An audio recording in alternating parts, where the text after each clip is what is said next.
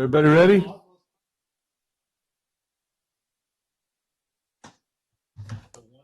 Where's your baby? Oh, she did, huh? Okay, good.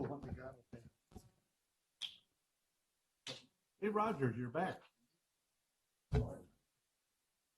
Hello, New Law. Thank you very much.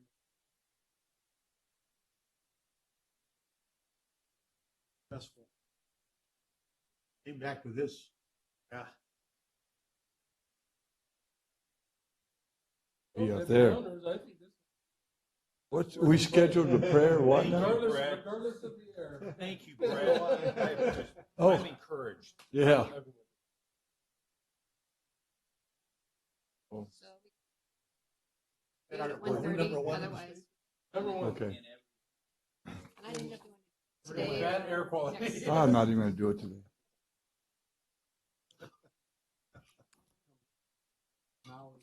Okay, we're going to open up this meeting. Can you read into the for the public the closed session portion of it?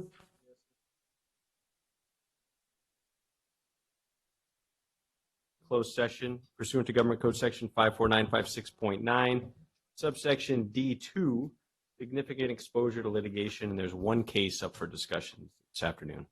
Any comments from the public on the closed session? Seeing none, we'll head for closed session. Thank you, gentlemen. Callers and all that other stuff. This is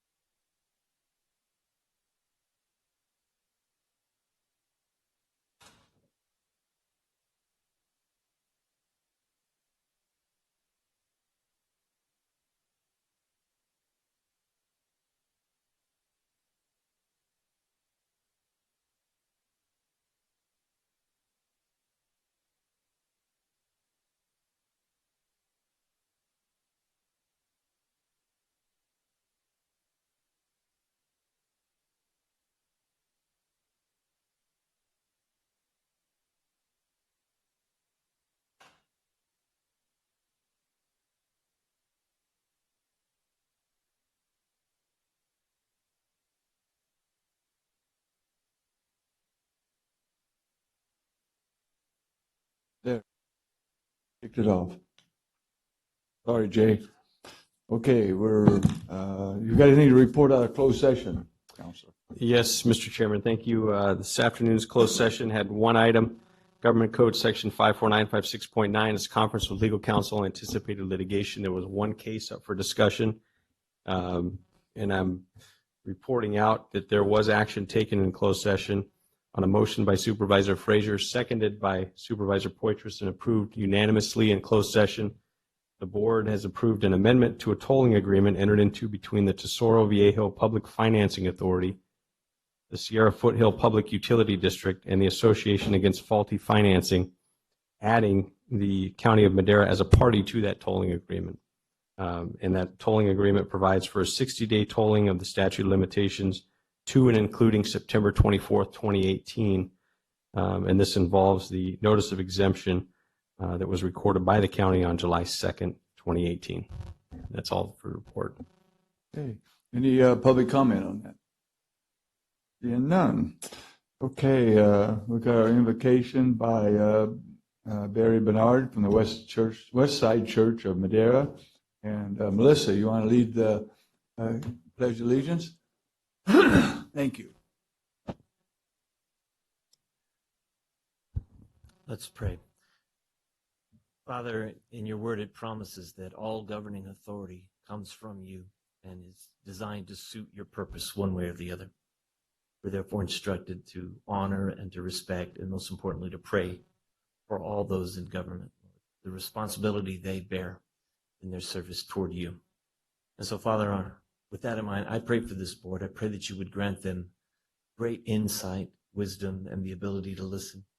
With each problem, that you would give them a quick solution, one that isn't just expedient, but one that is right, one that serves the best interest of the community, and one that will result in unity and your blessing.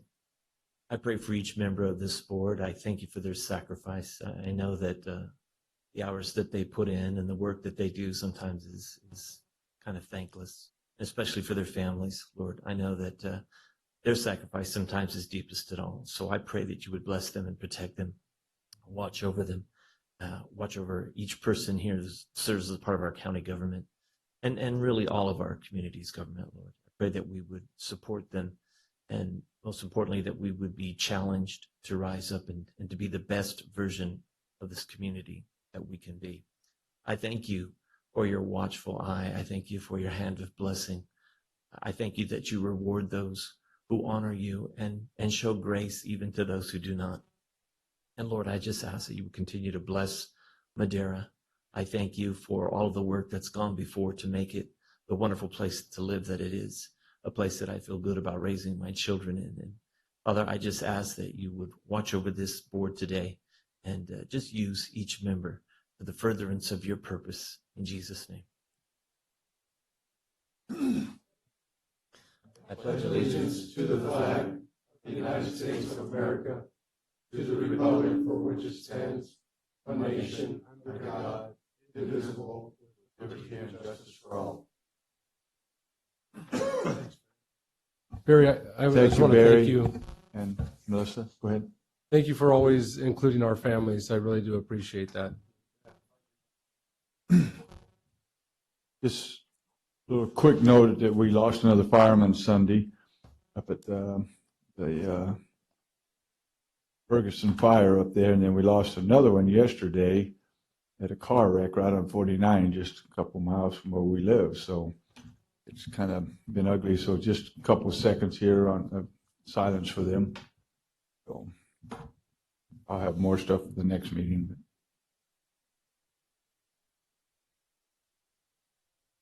Thank you very much. And Tom, I had somebody to open in honor of today. oh, I had one too, but I was Okay. going to save it the next meeting. So I can save it to the next meeting. I just thought it might be better Yeah. so the general public can know what's going on. But if you want to, I mean, that's, No, I can do it next meeting. okay. Thank you. Okay. Item number 3, other comment, please. Public comment. The first 15 minutes of each regular session is set aside for members of the public to comment on any item within the jurisdiction of the board, but not appearing on the agenda. Items presented under public comment may not be discussed or acted upon by the board at this time. For items appearing on the agenda, the public is invited to comment at the time the item is called for consideration by the board. Any person addressing the board under public comment will be limited to a 3-minute presentation to ensure that all interested parties have an opportunity to speak. Any handouts to the board must be submitted to the chief clerk of the board for distribution to the supervisors. Anyone addressing the board is asked to print their name clearly on the speaker sheet at the podium. Also, all persons addressing the board may state their name and county of residence for the record. Any public comment? Anybody jumping up? Any from you guys? Nothing? Okay, regular session, 4A. 4A, Public Works Department Engineering Services Division, Madera County Waste Management Program, including waste collection franchises and operations at the North Fork Transfer Station and Fairmead Landfill. 1, discussion of recent internal audits of solid waste operations and Public Works Department responses to audit findings and recommendations. 2, discussion of current rates, fees for all services and operations, and update on forecasts for future rate fee adjustments. 3, discussion on the proposed organic waste recycling program. 4, discussion and provide direction to staff on potential amendments to collection franchise agreements with Madco and Red Rock, and transfer station and landfill operation agreements with Red Rock to address change in law and audit findings and recommendations. Thank you, Rhonda. Good afternoon, Mr. Chairman, members of the board. Ahmad Al-Kayat, Public Works Director. And we're here today to present to you our update on the countywide solid waste program and services. Let me do first quick introductions to the team. From Public Works, we have our Deputy Director of Engineering Services, Mr. Jared Carter, who will assume the much-needed oversight over these contracts within the new reorganization of Public Works. Also, I think Oscar is here, Mr. Oscar Ortiz, our field engineer. From Red Rock, our landfill operations contractor, our North Fork transfer station operations contractor, and our franchise waste collection contractor in the Valley are present. Over there. There you go. We have Mr. Alan Davis and Mr. Justin Raymond. Also from Emadco, our mountain waste collection contractor is Mr. Ashley Smith and Mr. Shad Gunderson. From Tetra Tech BAS, we have Mr. Gassan Andrios, he's the president of the Methane Gas Group, and Mr. Caleb Moore, our lead civil and design and groundwater monitoring at the landfill engineering services. Of course, last and not least, we have Mr. John Carlton with HDR today, our waste management consultant. So we do have a very informative presentation for you this afternoon to have a discussion about our department and your board, with our department and your board, to update you on what we are doing and what we will be doing. And this is a great opportunity to just talk trash. So let's do it. Our presentation outline, we have broken up the presentation into basically 5 categories. We're going to start with our recent contract audits by the auditor. And then we will give you a general overview of landfill engineering. Then we will spread some light on our financial overview and the recommendations to your board. We will update you on where we are with our mandated organics management plan. And then lastly, inform you about the ongoing contractor agreement amendments, which I had to put on hold, awaiting the internal audit findings. So real quick, just a reminder, I know this is, we just established our new county mission statement. I'd like to share it and see how Public Works correlate with that mission statement. Our mission statement, the county mission statement, is creating a countywide culture of excellence through dedicated public service. And our Public Works Department's mission statement goes in concert with that mission.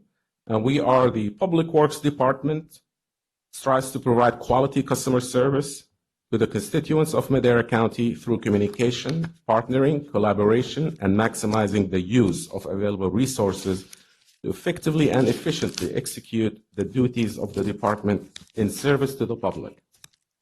The Madera County Public Works Department provides, operates, and maintains the physical infrastructure essential to the county's residents and to economic and social developments.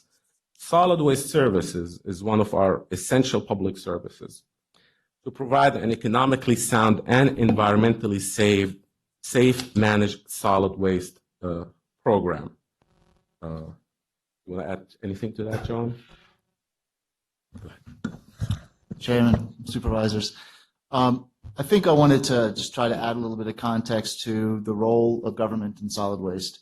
I'm sure that some of you are questioning, why are we in this business?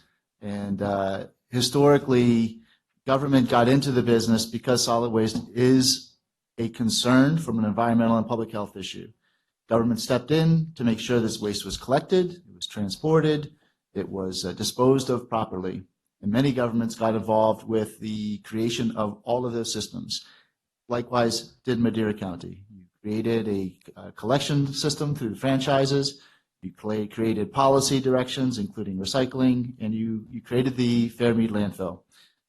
What I think, and so all of that falls under the guise of public service. That is what the Public Works Department is doing. Now, most of that's contracted out to private operators, but still the ownership and the management of it still falls within local government. The trick, I think, of what I think we're trying to do through this process is to ensure that that asset in that system is managed properly. It's managed fairly, economically. It's not always going to be the cheapest. It's not always going to be the easiest solution, but it has a historic context, and it has a future plan. This landfill still has 30 years of capacity left. So the intent is for this county to provide for the waste collection and disposal through the last history as well as the next 30 years. So, next slide, please. Just would like to touch on some notable recent achievements as of recent. Through a proactive asset management, which is planning and engineering, we are making sure that solid waste is properly collected and disposed of at a higher level of service and efficiently, more efficient than before, at a very competitive cost to our region. We reduced landfill closure and post-closure costs. Remember, we came to your board earlier, I think late last year, where Cal Recycle and the Water Board approved our alternative cover from liner to evapotranspirative, saving us about $6 million in closure costs. We also achieved progress in mitigating landfill gas migration. You know the story of our gas system and its collection. I will leave that for another item. Gassan will probably talk a little bit about that. And also we received the final permit from the state to go ahead and approve cell number 4, and that's future expansion. And that's what will take us to 2047 as the life of the landfill. We implemented curbside recycling to county residents and businesses. We kept residential collection rates very competitive, and we paid off the 1.3 loan on the liner fund back to other county funds. Next, the contractor audits.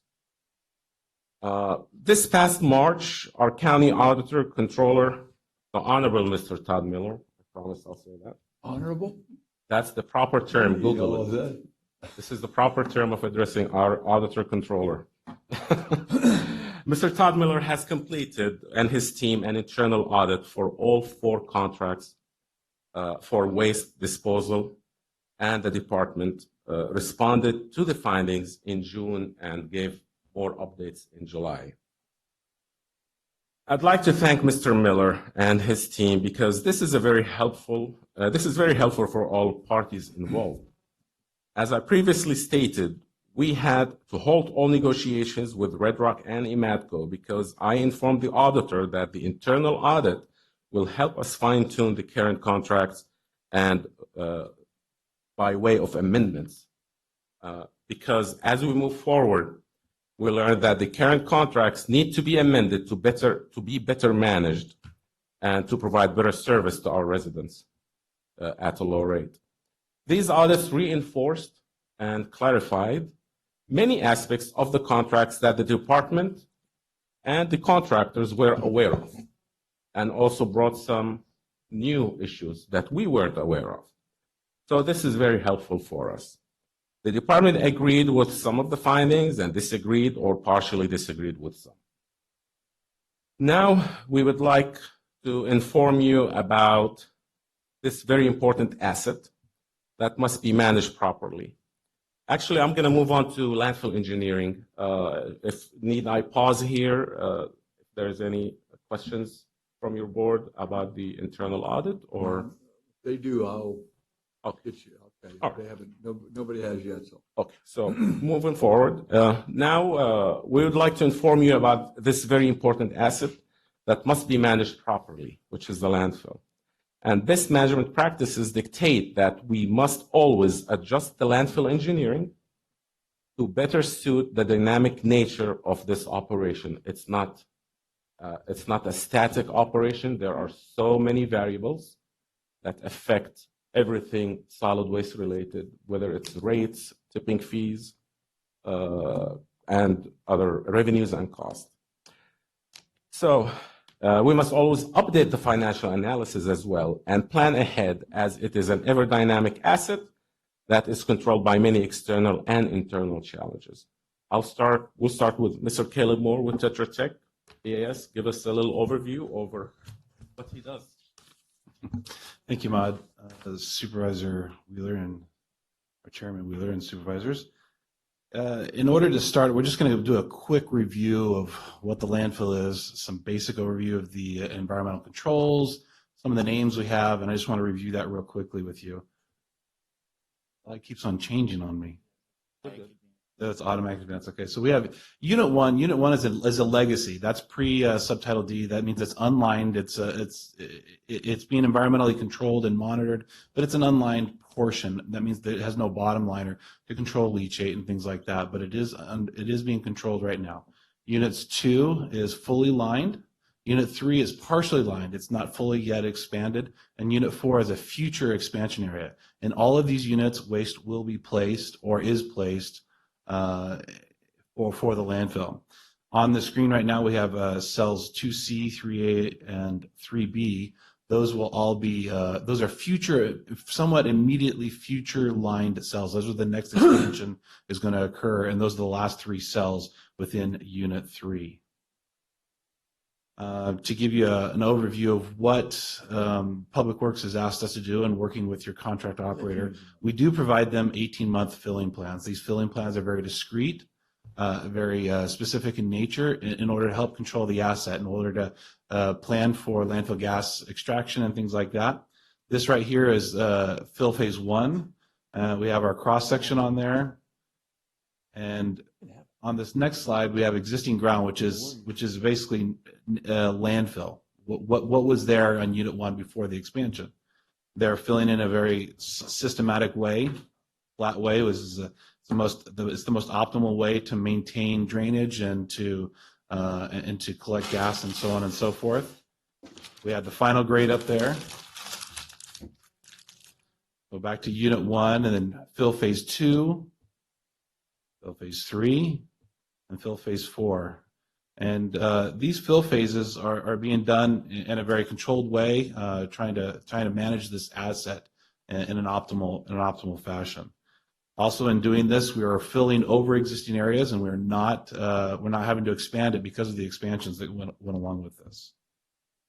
Right here is a diminishing capacity graph, and on this graph, it shows how many millions of cubic yards of airspace that the landfill has had historically from 2010 to 2017, now 18, and what you're consuming and the rate in which we're consuming. Down below, we have a minimum airspace. This is a minimum recommended airspace for the landfill. And then right there in that dotted line where it says previously projected, this is what we came to you last year as the previously projected consumption rate for the landfill. Currently, they've brought in about a couple hundred more tons per day. And with that, we've projected, with that coupled with the future development of Madera County, we are going to now require a liner in 2021 rather than 2023, as was previously projected. In fact, we'll actually need 2 liner expansions in the next 5-year horizon. Yeah, if I could just take a moment. One of the questions that I'm sure is going to be asked is back in October 2016, we presented a financial plan to the board. And in that financial plan, one of the things we'll point out is that we had projected 1 liner system within a 5-year time horizon. That's about a $3 million cost. Because of what we project to be, a faster sequence of filling, we're now looking at a 5-year window. We have to do 2 liner systems, just the way the landfill's built out, just the way, it works out that way. So we've added, instead of around $6 to $7 million in costs, we're now over $10 million that need to be raised over a 5-year period in capital. So just keep that in mind as we talk further, and I'll explain that later when we go through the financials. This slide in front of you shows the anticipated capital or the anticipated budget needed. The blue is the ongoing routine O&M, non-routine O&M, things that keep the landfill in compliance, just as it is. And the orange here, I'm colorblind, I hope I remember that right. Orange. Good, I remembered that correctly. It is what you're going to have to do for capital expenditure. And we're going to look at those in a little bit more detail here in a second, but this kind of gives you an idea of what those capital expenditures, and when they need to hit and what they really do to your required budget. So the first cell, which would be cell 2C, is going to add approximately, For right now, through the remaining landfill, we have about 1.7 million cubic yards of airspace, which is about 4.3 years. And that's at 900 tons per day. However, that is to fill it all the way to the top. If you filled it all the way to the top, that you would trigger closure and things like that. It's not an optimal thing, and you do want to back off and have a contingency within that. So we've recommended approximately a 1 to 2 year contingency, which would require the next cell to be built in about 2 years. It required about 220,000 yards of excavation, 5 acres of landfill. It would provide about 1.5 million more additional million cubic yards additional airspace, and about 3.3 years of airspace in total. And that would be consuming about 975 tons per day. I know it's a lot of numbers that probably don't mean a lot, but we're just trying to help you understand the nuance of the planning for that. That fill plan would look like that. Then they would expand to the cell 3A. Again, 500,000 yards of excavation, 3 acres of land of liner, about 2 million yards of additional airspace for 4.2 years, and that would be at a projected 1,000 tons per day. Okay, before you change that picture, now Sure. you're out of those cell B's and C, whatever we had there, into the unit 4. How can you go in there without putting a cell in there? So the liner right here, Chairman Wheeler. So these lines right here, this is about the limits of a discrete cell of liner. What we were proposing is in about 2 years, this 2C right here would be the last liner to move in an easterly fashion. Then we would start back up here, excavate the 500,000 yards, and then line all along this bottom here. And But you're going into unit 4. It would excavate into unit 4, but it wouldn't be lined in unit 4. Oh, okay. Your line don't show that dark blue line. And what Yeah, you're seeing is a sorry. full fill of that potential area, but that's not. This dark line right here is actually an index contour, and it just really stands out. The actual liner is right here. I'm trying to highlight it, and then it Just goes with to that this V limit. where you had the previous pictures. Yeah, exactly. Well, that's the exactly. reason I was wondering, because you had those pictures of those cells, and now you're into the Yeah, 4. So we that's what probably I'm should have added a few more arrows and leaders to That's explain okay, this. as long as I understand it, that's all that matters. All right. Well, so that would be the excavation and liner, and then this would be the fill. So it's pretty dramatic. You're able to get fill upon all the existing liner all the existing waste that's there just by adding about 3 acres, whereas previously you were adding 5 acres. So the geometry and how you've developed this landfill is pretty important to this. This next slide is the current existing landfill gas extraction and control system as it sits today. We have a series of lines, we call those laterals, connecting the dots, which are vertical wells, and then around the entire landfill we have a header system. All of this pulls all the landfill gas and toxic gases out of that, and we take it to the flare to destroy. As we again expand, that gas system will be expanded to the east, and then to that little pocket there with a 3A. All of this is really just to show you these granular costs which are needed to run this landfill and keep it under environmental controls. These are just the environmental control numbers that we're showing you here. This projects out through the next 5 fiscal years, and you can see those 2 spikes in 19 and 20 as we showed you earlier, and you can look up right here and see where those costs are. They're in the landfill design, permitting, and construction phases of essentially 1920 and then 22-23. With that, I'm going to. Dave's got a question. Sure. You mentioned a minute ago when you were back on the slides, Unit 1 doesn't have a bottom liner. Correct. That's something I wasn't totally familiar with. I'm glad to know that. Obviously, you can't put one in because it's covered up. And I'm sure it's grandfathered in by its status. But other than well monitoring, what measures are we taking to ensure water quality control and Groundwater monitoring is the main way in which we ensure or at least demonstrate that they do have, that it's being controlled there. Fortunately, we live in an arid west, so a lot of times we're able to pull rainwater and things out there, which is what the leachate, and that's how it transmits to groundwater.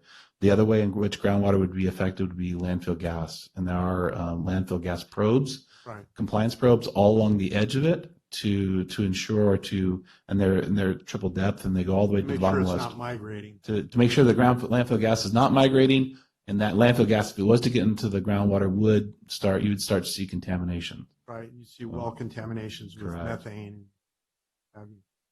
So the gas monitors are the first line of that problem. First, the leachettes is tested.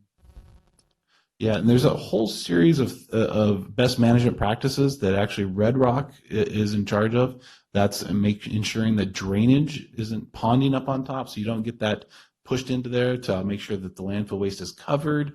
And they do surface monitoring. There's a whole series of small things that happen at the landfill that either the operator or our field technicians look at to do it. We have these main points of compliance, but there's lots of little things you do leading up to it to ensure you're not reading something there at the edge. These are not your 1970s dump. No, it's no. They even changed the name. It's a sanitary landfill. Yeah. Also, Sanitary. I'd like to point out too that I know that Red Rock's extensive efforts to try and procure water from outside sources to take care of the dust problem on the landfill. I appreciate that specifically because that we have a groundwater problem as far as the groundwater disappearing, and that's an important component of the efforts they're making. Sure, environmental quality region. Appreciate that. I just wanted to mention. And Supervisor, we're making everything we can and working with the LEA to make sure that this thing happens. And this very soon. The gas monitors have been there for some time, but we did that. We improved that situation recently. Would you like to explain that just briefly? I'm going to cover that. Okay, good. That's I appreciate that. Sure. Thank you. What is the closest well that, like a private well or water system to that? How far would? Residential? Yes. I would Across have the to street check. at the Discovery Center. The Discovery Center, you're right. But also, it's mostly farms. I can check. I need a map. Okay, but Apologize. But we have no issues. We do have monitoring wells all around and even into the neighbors. We drilled a whole bunch of those Correct. We a few do. years ago And that we approved to get the those all LEA done tests because the them ones we on a had month- weren't working. So we approved a whole bunch of new wells. If the public wants to understand a little bit more why it's so expensive to operate, that's one of the reasons. And the LEA Yes. does monitor and test every day, and they do that. It's very expensive to that doesn't happen. Okay, next. Yeah. Sorry for getting ahead of you there. You were already moving in that direction. Of course, and now, of course, Gassan now will go through. Just real quickly, Gassan will touch bases. If you recall, last year we came to your board, and your board gave us a direction to go ahead and just do a feasibility study, landfill gas to energy. Right. We did receive this study a few months back, and we said best way to present it to you is through the annual workshop. So Gassan will take it from here. Mr. Chairman, members of the board, good afternoon. So like Ahmad said, a little over a year ago, you requested from us to conduct a feasibility study to determine whether we can have some beneficial use of the landfill gas that's being collected at the Fairmead landfill. And before I give you the results of the study and our recommendation, I would like to take you back in time, if you don't mind.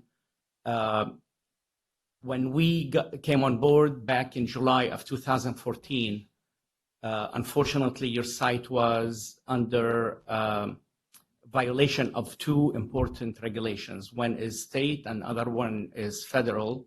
These violations were the methane gas was migrating off of your property limit, and anytime it goes over 5%, you need to be below it and apply mitigation measures. And also to address Supervisor Rogers' concern, there was also downward migration and potentially could cause the contamination of groundwater. So right off the bat, when we came on board, at the time, the landfill was collecting about 275, 280 cubic feet of landfill gas with a methane concentration in the neighborhood of 25, 26% by volume. Then when we determined that not all the gas is being collected, the instructions that we received from your staff was to do whatever is necessary to get the site in compliance as soon as possible. And we figured out what are the required upgrades to do that. Basically, add more gas wells and extensive upgrades to the existing old flare station, which was pretty much old. Your gas system was outlived the life of what a typical landfill gas collection system. And there was quite a bit of poor maintenance throughout the last 20 years. And as you accepted more trash at the landfill, gas wells were not added like it should, because the more trash you have, the more gas you need to collect. So within weeks, after we installed a bunch of gas wells, a couple of dozens of them, and then another phase, another 24, we were able to get the site in compliance within a matter of weeks.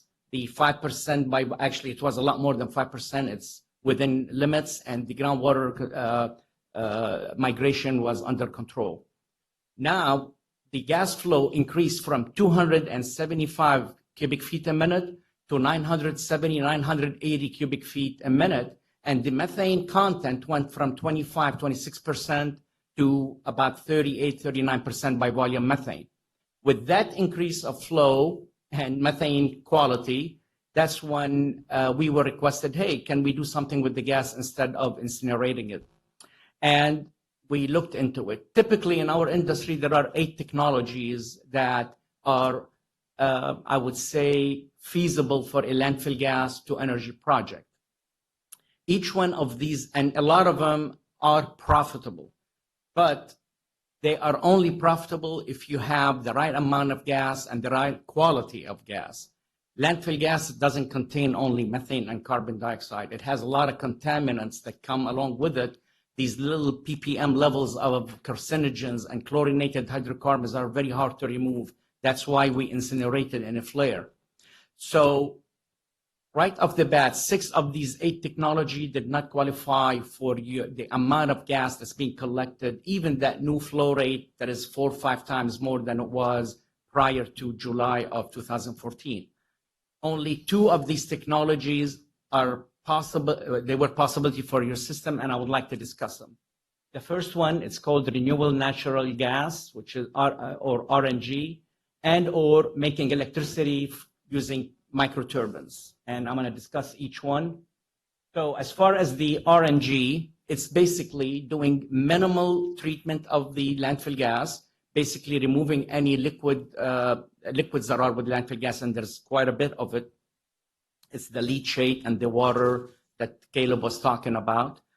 Compress the gas and put it in a pipeline as is, and with the amount of gas that's in the gas, and transport it 4 to 5 miles, or actually the shorter the distance, the less costly it would be. In your case, the closest facilities were the prison and possibly Certainty Company. And we tried calling them. Unfortunately, none of them called us back. But basically, the intent is to sell them the landfill gas as is into their laundry facilities or boilers to, if they need any hot water, or they can use it that way. Now, we looked into the cost. The pipeline alone is anywhere between $2.5 to $3 million just for the construction of the pipeline underground, let alone the cost to do the engineering, the permitting, the right-of-way, and there's a lot of headaches with the right-of-way permitting, the CQA, and you have to add to it the cost to do the treatment, the compression at the landfill facility to send that gas 4 or 5 miles away. Now, that cost altogether would probably fall in the $5.5 million. And for the benefit of the engineering analysis or the study, we used a $5 per decatherm for the gas. That $5 consists of today's market price of natural gas, which varies anywhere between $2 to $3 a decatherm. And the rest of the $5 is those beautiful tax credit incentives that the federal government has for such projects. The problem with those, They're good until the year 2022 or possibly 23. After that, no one knows whether they're going to stay or not. And we've seen them. I've been in this industry for 35 years. I've seen them drop them just like this, and they never come back. Now, that is why I have a wide range of the return on investment, anywhere from 5 to 10 years, because nobody knows whether these tax credits will remain there or not. And of course, we have an approximate O&M cost, about $300,000 a year to maintain such facility. And at the end of the bottom line, if you were a private landfill gas developer, no one will go for this kind of return on the money because they like to be between 3 to 5 years at the most. But I've seen some counties or municipalities, they would go for such a return on investment because the county wanted to be green in their philosophy. The issue is the capital cost is not cheap, and the risk of making sure I would not spend the dime until I make sure one of your neighbors is willing to buy your gas on a long-term basis for the money to pan out. The second technology is making electricity using microturbines. Basically, you have the gas coming out of your landfill. We will put these microturbines on site, and whatever electricity we make, we will try to use at the site as much of it as possible. We have the big blowers that is pulling the gas out and pulling the vacuum. We have consumers like the scale house. And the amount of gas we currently have at the landfill can make about 2 megawatts of electricity. Now, the price of electricity is all dependent on the negotiations you do with your local utility, which is a monopoly, PG&E in this case. For the purpose of study, we use 9 cents, 8.9 cents per kilowatt hour. Now, we used to command this kind of return because at one time the state forced all of these utilities to do about 5% of their production from renewable energy, whether it's solar or landfill gas. Lately, they don't have that pressure, so that number has to be negotiated. It could be only 5 cents a kilowatt hour. And on top of that, they charge you a wheeling power to use their power lines about 2 to 3 cents. Distribution. Yep. And so we did the study based on this approximately 9 cents a kilowatt hour. It cost about $5 to $6 million to do such a project. And the potential revenue is about $1.5 million a year. But the rate of return on it is about anywhere from 12 to 14 years, which also doesn't make it economically feasible with today's amount of flow rate that we have at the landfill.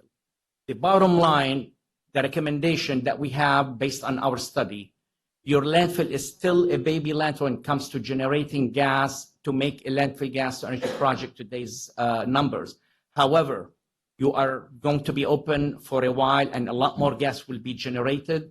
Of course, there is room to increase the methane content of your gas and the quality. And in time, it's a matter of years where you are going to have enough flow that will make one of these technologies a feasible, economically feasible project. Rogers, Supervisor Rogers got a question. Yeah, Yes. I know that we've been looking at keeping our eye, let's say, on the potential for this technology for the last 8 years. I brought it up virtually. There's one county in Kentucky that generates about $500,000 a year surplus in or profit from a similar operation. And so this was really beneficial to us to keep our eye on this technology, and the ability to enhance the amount of natural gas that is generated by the landfill remains plausible. And through various means, the using, as an example, sewer effluent, like you've got plants that are close by that we could possibly get that effluent and enhance the methane through that. And that's a legal way of doing it. It's got its constrictions, but it has benefits as well. And then I know they're looking at importing water that is brine water from operations that would absolutely enhance that the composting effect of what happens. And so the potential is there, is what I'm saying, for an increase in the amount of natural gas and the quality of the gas, the volume of the gas, which would eventually make it feasible. So we want to keep a close eye on it. And we Long do way keep. from this I'm sorry. problem. The other thing, how much do we pay PG&E bill out there now? Hey. Oh, I didn't see it, sorry. Yes. How much do we pay in PG&E bill out there right now? For our scale house, I have to check the numbers. But for us at the landfill, we only pay for the scale house operation and the next office. When they used to run that MRF. But and Red Rock, 4,000 to 5,000, probably combined us and you. Yeah, it's not even Yes. enough. And we looked into A that. year? That's what. So about A month. 60,000 A a month. year. So that when I didn't think it would be. But the other 50,000 a part year. that is the heavy equipment that's running out there. What's the level or the methane content that needs to be used to run vehicles? Is if we had That's- the compressed natural gas. Right. trucks coming That's in. one of the 8 technologies, the CNG, and a lot of cities are doing it now. You need to be a minimum of 48% by volume to make it economically feasible. Now, it's not so much the methane concentration in such projects, it's the level of nitrogen, which is a technology that is still very in its baby stages. Removing nitrogen from the landfill gas is very costly, imagine and there's gonna be, that's what throws it out. Now, the challenge at your site, the system was initially designed for environmental and regulatory compliance. Most of the wells were on the periphery of your landfill. And those wells that Caleb showed in his presentation, the ones that are in the middle, they were the ones that we did the upgrade in July of 2014, but we only put enough to keep your landfill in compliance. We didn't put, if you want to go for a landfill gas to energy, you got to put a lot more to reduce the amount of nitrogen, increase the number of methane, and reduce the cost of cleaning up the gas. But it is Everything very else costly costs to more to treat the bring it gas. up That's to- what puts it So until the with- technology catches up, That's be able right. to remove it, and so but that could be a possibility. Oh, down it the is a road. possibility. Once you get to 1,750 cubic feet per minute, that would make it feasible. Ahmad, let me know when we get to 1,700. Yeah. All right. Okay. Moving, One I'm more sorry. quick question.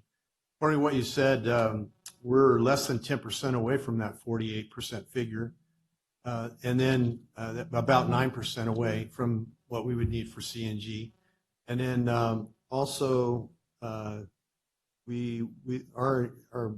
intake or our output of gas increased like 5 times the amount. So if we do that again, we're going to be there before you know it. So this process could happen rather quickly. Supervisor, you are absolutely correct with the numbers, but I need to make something very clear. Yeah. I don't want you to have false hopes. That 9% you're talking about, Yeah, it's unfortunately millions of dollars. it's the hardest 9% to get, Yes, right? because you need to triple the amount of gas, maybe double. We have to look into it. Right. But it's not cheap, and it comes at a very big cost because you need to put a lot more gas wells to reduce that nitrogen and increase the methane. Yeah, I get you. And with budgetary issues, it could be a challenge. Right. But if you would like, we can look into it, the $2, the capital cost to add these additional wells versus the revenue potentially from CNG. And CNG, I need to remind you, you have to have a fleet that's willing to buy your CNG. Right. Yeah. Today, it's selling at $5.50 per gallon, gasoline gallon equivalent, but only with those tax credits that I talked about. Right. Past That's what makes it 2022, feasible.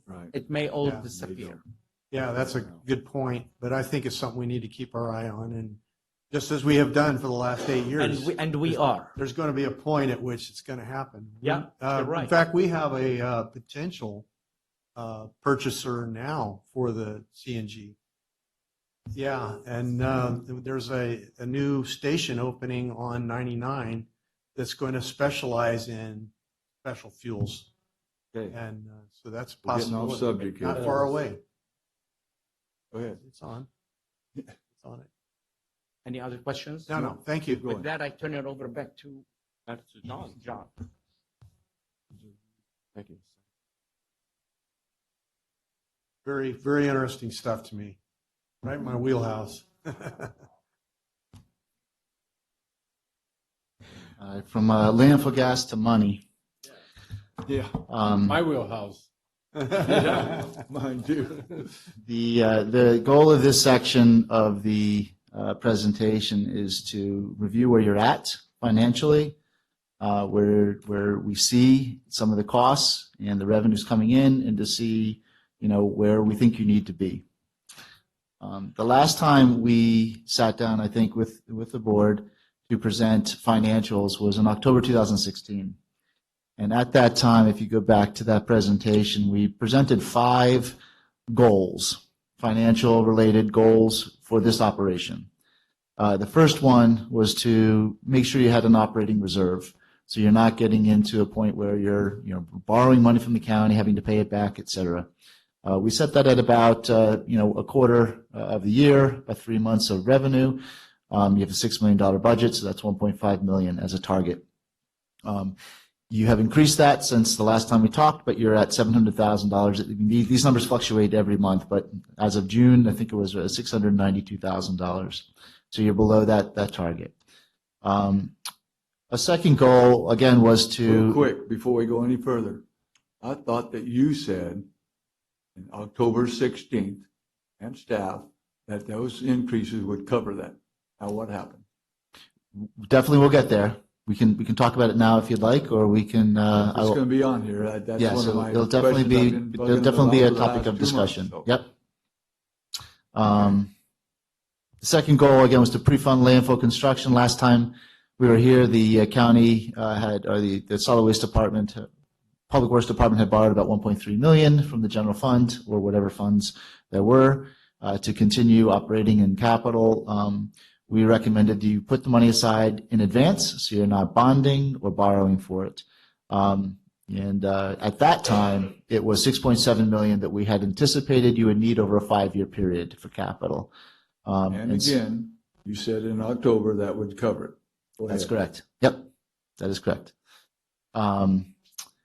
We haven't been able to get to that point, from the October period. On the adequately funding landfill capital operating costs, that was more of an annual goal, like each year, just make sure you got enough money to pay as you go. And generally, you've been doing that. You've been able to keep up, but you're not building your reserves and you're not putting money away. So I'd say you basically accomplished the goal of not borrowing money to keep operations, but you haven't been able to achieve the prior 2 goals. Fourth goal was to fully fund your landfill closure and post-closure maintenance costs. You have about $10 million you need to raise by the time the landfill closes in 2047. That is to ensure that you're not burdening future generations with the costs associated with this landfill. And so that ensures that because there's no more revenue going to happen when the landfill shuts its doors. So all that money's got to be in the bank, basically, for all the closure costs and the post-closure care monitoring, leachate treatment, landfill gas treatment, mowing, site maintenance, that sort of thing, for at least 30 years. It's modeled on 30 years. I'm sure you will all be on the board at that time, so you can see if that's actually happening. But that is the goal. Rogers, maybe. No. So I'd say generally you're on target for that, especially since you were able to get the change in the landfill closure design. That was very key. And the last goal was to really look at landfill gas as a potential revenue source. As Tetra Tech has presented, that's been looked at. It's still something to be considered, but that study has been accomplished. So these are the sort of where some of the issues facing the solid waste system now. I mentioned before, your liner fund balance is one issue. You want to make sure you have enough money in there. We said 1.5 million is a goal. You have about 700,000 there now. The second issue is the capital costs, and this is one of the key things, Chairman Wheeler, that I think is a differentiator between last time and this time. And if you remember that graph where they were showing the drawdown on the airspace versus time, with the growth in the county and some of the additional waste that was projected to come in, you're consuming the airspace faster, and we're now 18 months ahead. And so in a 5-year planning horizon, another capital liner comes in. And they'll pop in, I don't know what the futures are, but 3 to 5 years, 2 to 5 years, whatever, you're going to be building a new cell. So you always need to be in that period. If you don't have it in that 5-year Did you know that period, then in October 16? no, we had a 5-year capital plan then. We have a 5-year capital plan now. So that capital plan was updated and presented as part of that plan. That second cell was not in that 5-year horizon at that point. Now it is. We had 6.7 million. You're the expert. Why didn't you have it in there then? A year and a half ago. Financial planning on a solid waste system is generally a 5-year plan. Things changed. You had a 5-year plan, and you're telling us that you needed a second liner. Why didn't you tell us in October that we needed it? Because we're now 18 months into a next 5-year plan. That 18 months wasn't part of the we're initial. only 18 months into the first 5-year plan. Well, it's the last 18 months that matters now of the new 5-year plan. And if you look at that last thing, the liner system is in the last year of the 5-year projection. So it wouldn't have been in, even if everything stayed the same, it wouldn't have been in last year's 5-year plan. So really, So you're not much of an expert if you couldn't figure that out then. Well, it's a planning tool as a 5-year. You were planning this for a 5-year plan that we wouldn't have to be raising nobody else's prices or nothing else, and now all of a sudden here we are, a year and a half later, and Well, I would suggest that the financial planning is an annual thing. It has to be done every year, and you have to look at each year and what the next 5-year horizon is. The first 5-year horizon we had that looked at.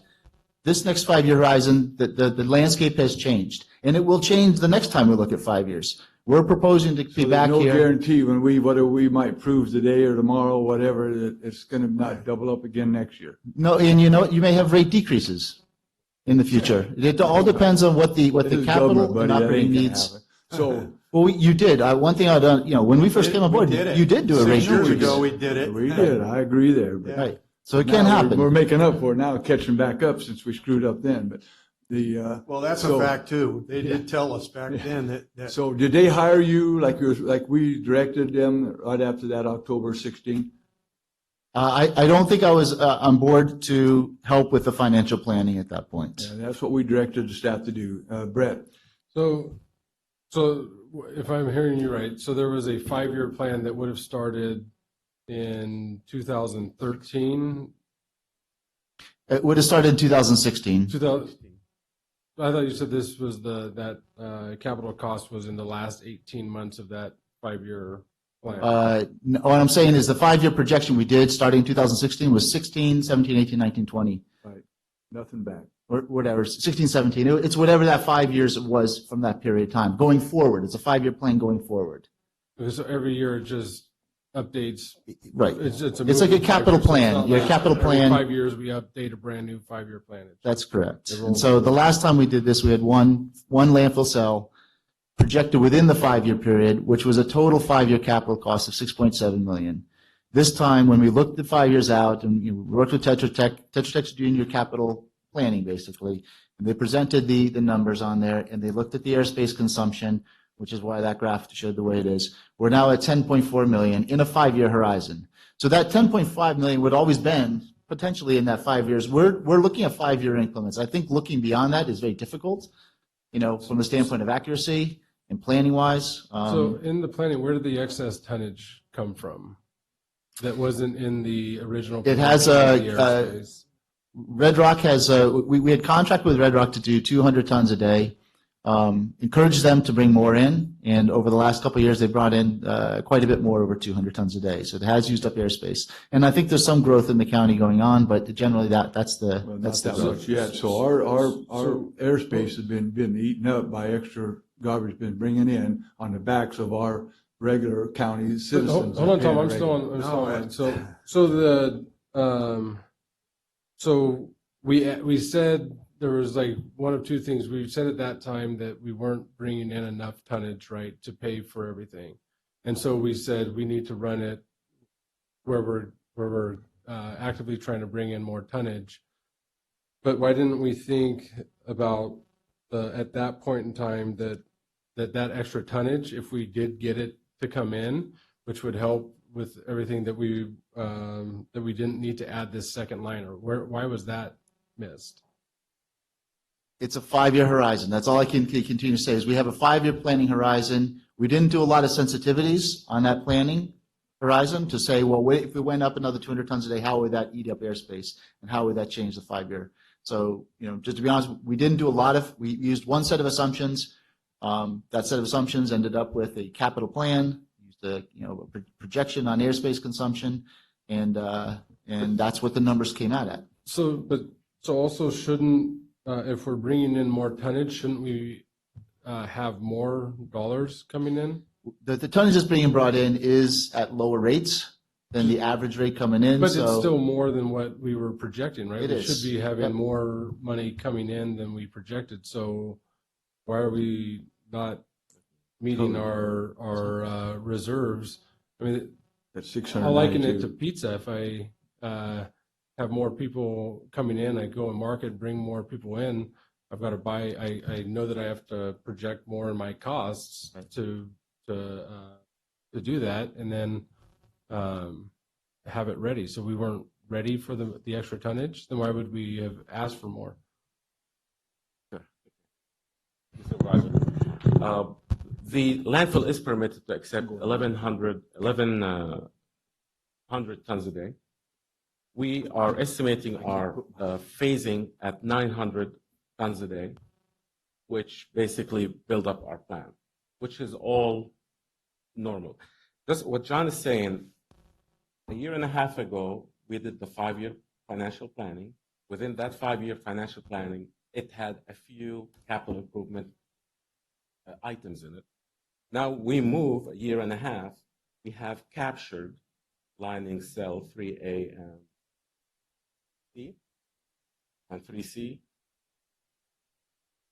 With that, this is why we're doing the financial. So it is really we cannot have no rate adjustments as a promise. That cannot be done. The landfill ins and outs, like I said, is very dynamic, depending on markets, on How much garbage is put in it? sorry, How much garbage is put in it? and how much garbage is put in it. Now, garbage remember, this is only a 5-6-year-old baby. Back in 2012, we all know how it used to be. Our main concern was back then, most of you are around, is let's bring more trash because trash is revenue. Right? And, it was approved to lower the rate from 30-some to about 22 dollars. Correct. And that was the smart decision for that time.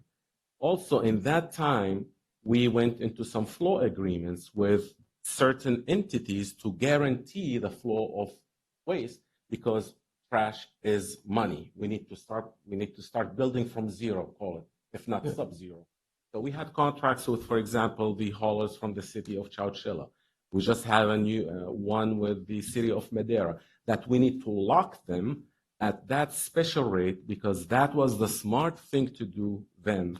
So yes, we're getting more trash, but that trash is coming at those agreed upon new rates.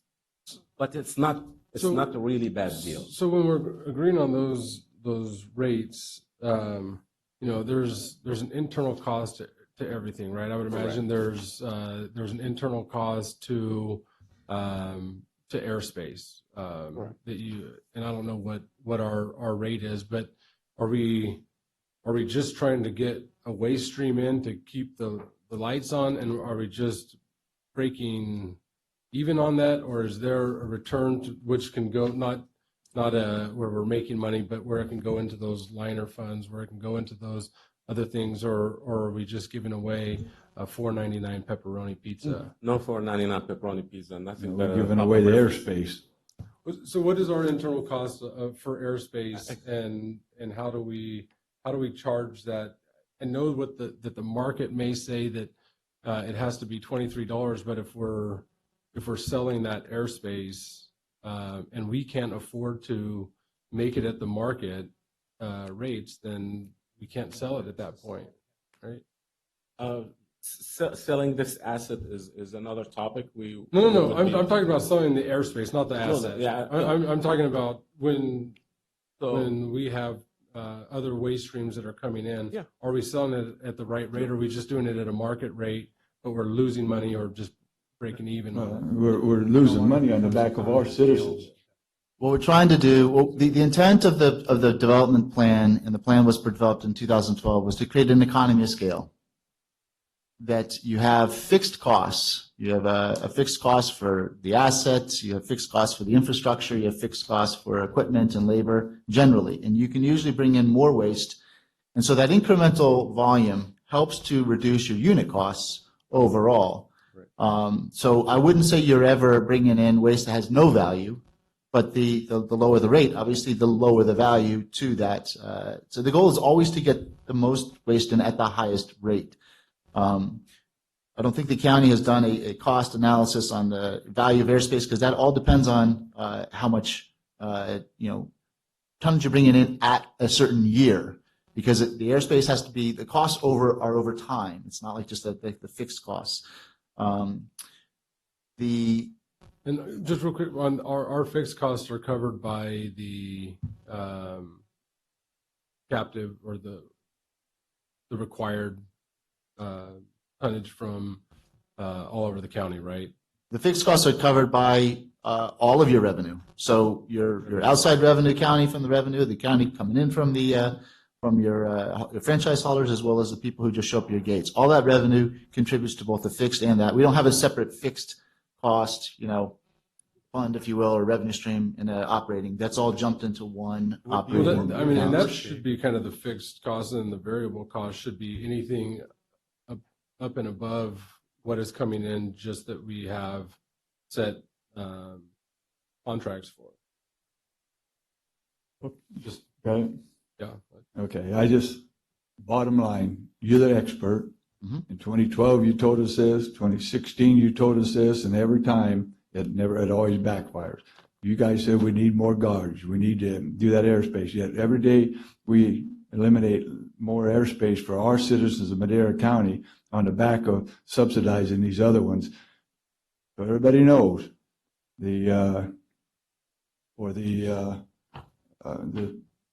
right now, Norfolk Transport tipping fee is $67.12. Fair meat is $45.58. Carts only pays $22. City of Chowchilla pays $22.28. City of Madera pays $21.50. Our citizens pay all this extra money. And so we're subsidizing everybody else, the backs of our citizens, on this filling that magic airspace that's jumped a lot more than what we thought it was even a year and a half ago. By instead of a foot used up last year, we used 15 inches. I'm not going to do that no more. I don't know what these guys are going to vote, but I'm not going to vote for another dollar for anybody else until you guys bring up, and I don't care if Chowchilla, Madera, or Cart puts another pound in that dump right now. Because this costs us so much to run that thing, and it's going to cost us a whole hell of a bunch much more when we close them up. And right now, our citizens in Madera County, not the city, not Chowchilla, and not Fresno, are paying for it. And that's crazy. That's what we hired you for. What we hired you for from day one when we started dumping those other people who are screwing us over.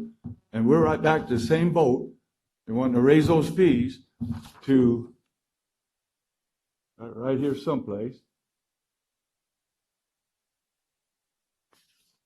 Our citizens, not the rest of them, from that $69, $67.12 up to $106, and the other ones from that from $40 to $55. And that's on the back of our citizens, not Fresno, not Madera City, and not Chowchilla. It ain't going to happen all the time. You guys can vote for it all you want. I'm not voting for that again ever. Jen, one thing I would suggest, it's just a way to think about it, is if you did not bring in the waste from carts, if you did not bring in the waste from the cities, your rates would actually go higher. Your rates to your residents would actually go higher. So I You told us understand. a while ago it costs so much to do this. Right. That's right.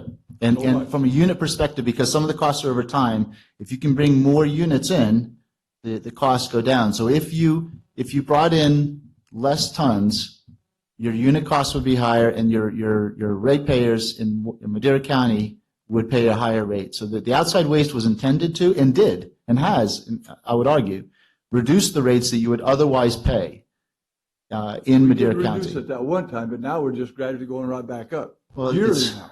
Was- Not counting the cost of living. I'm talking about above the cost of living. We raised the cost of living 12.5%. Right.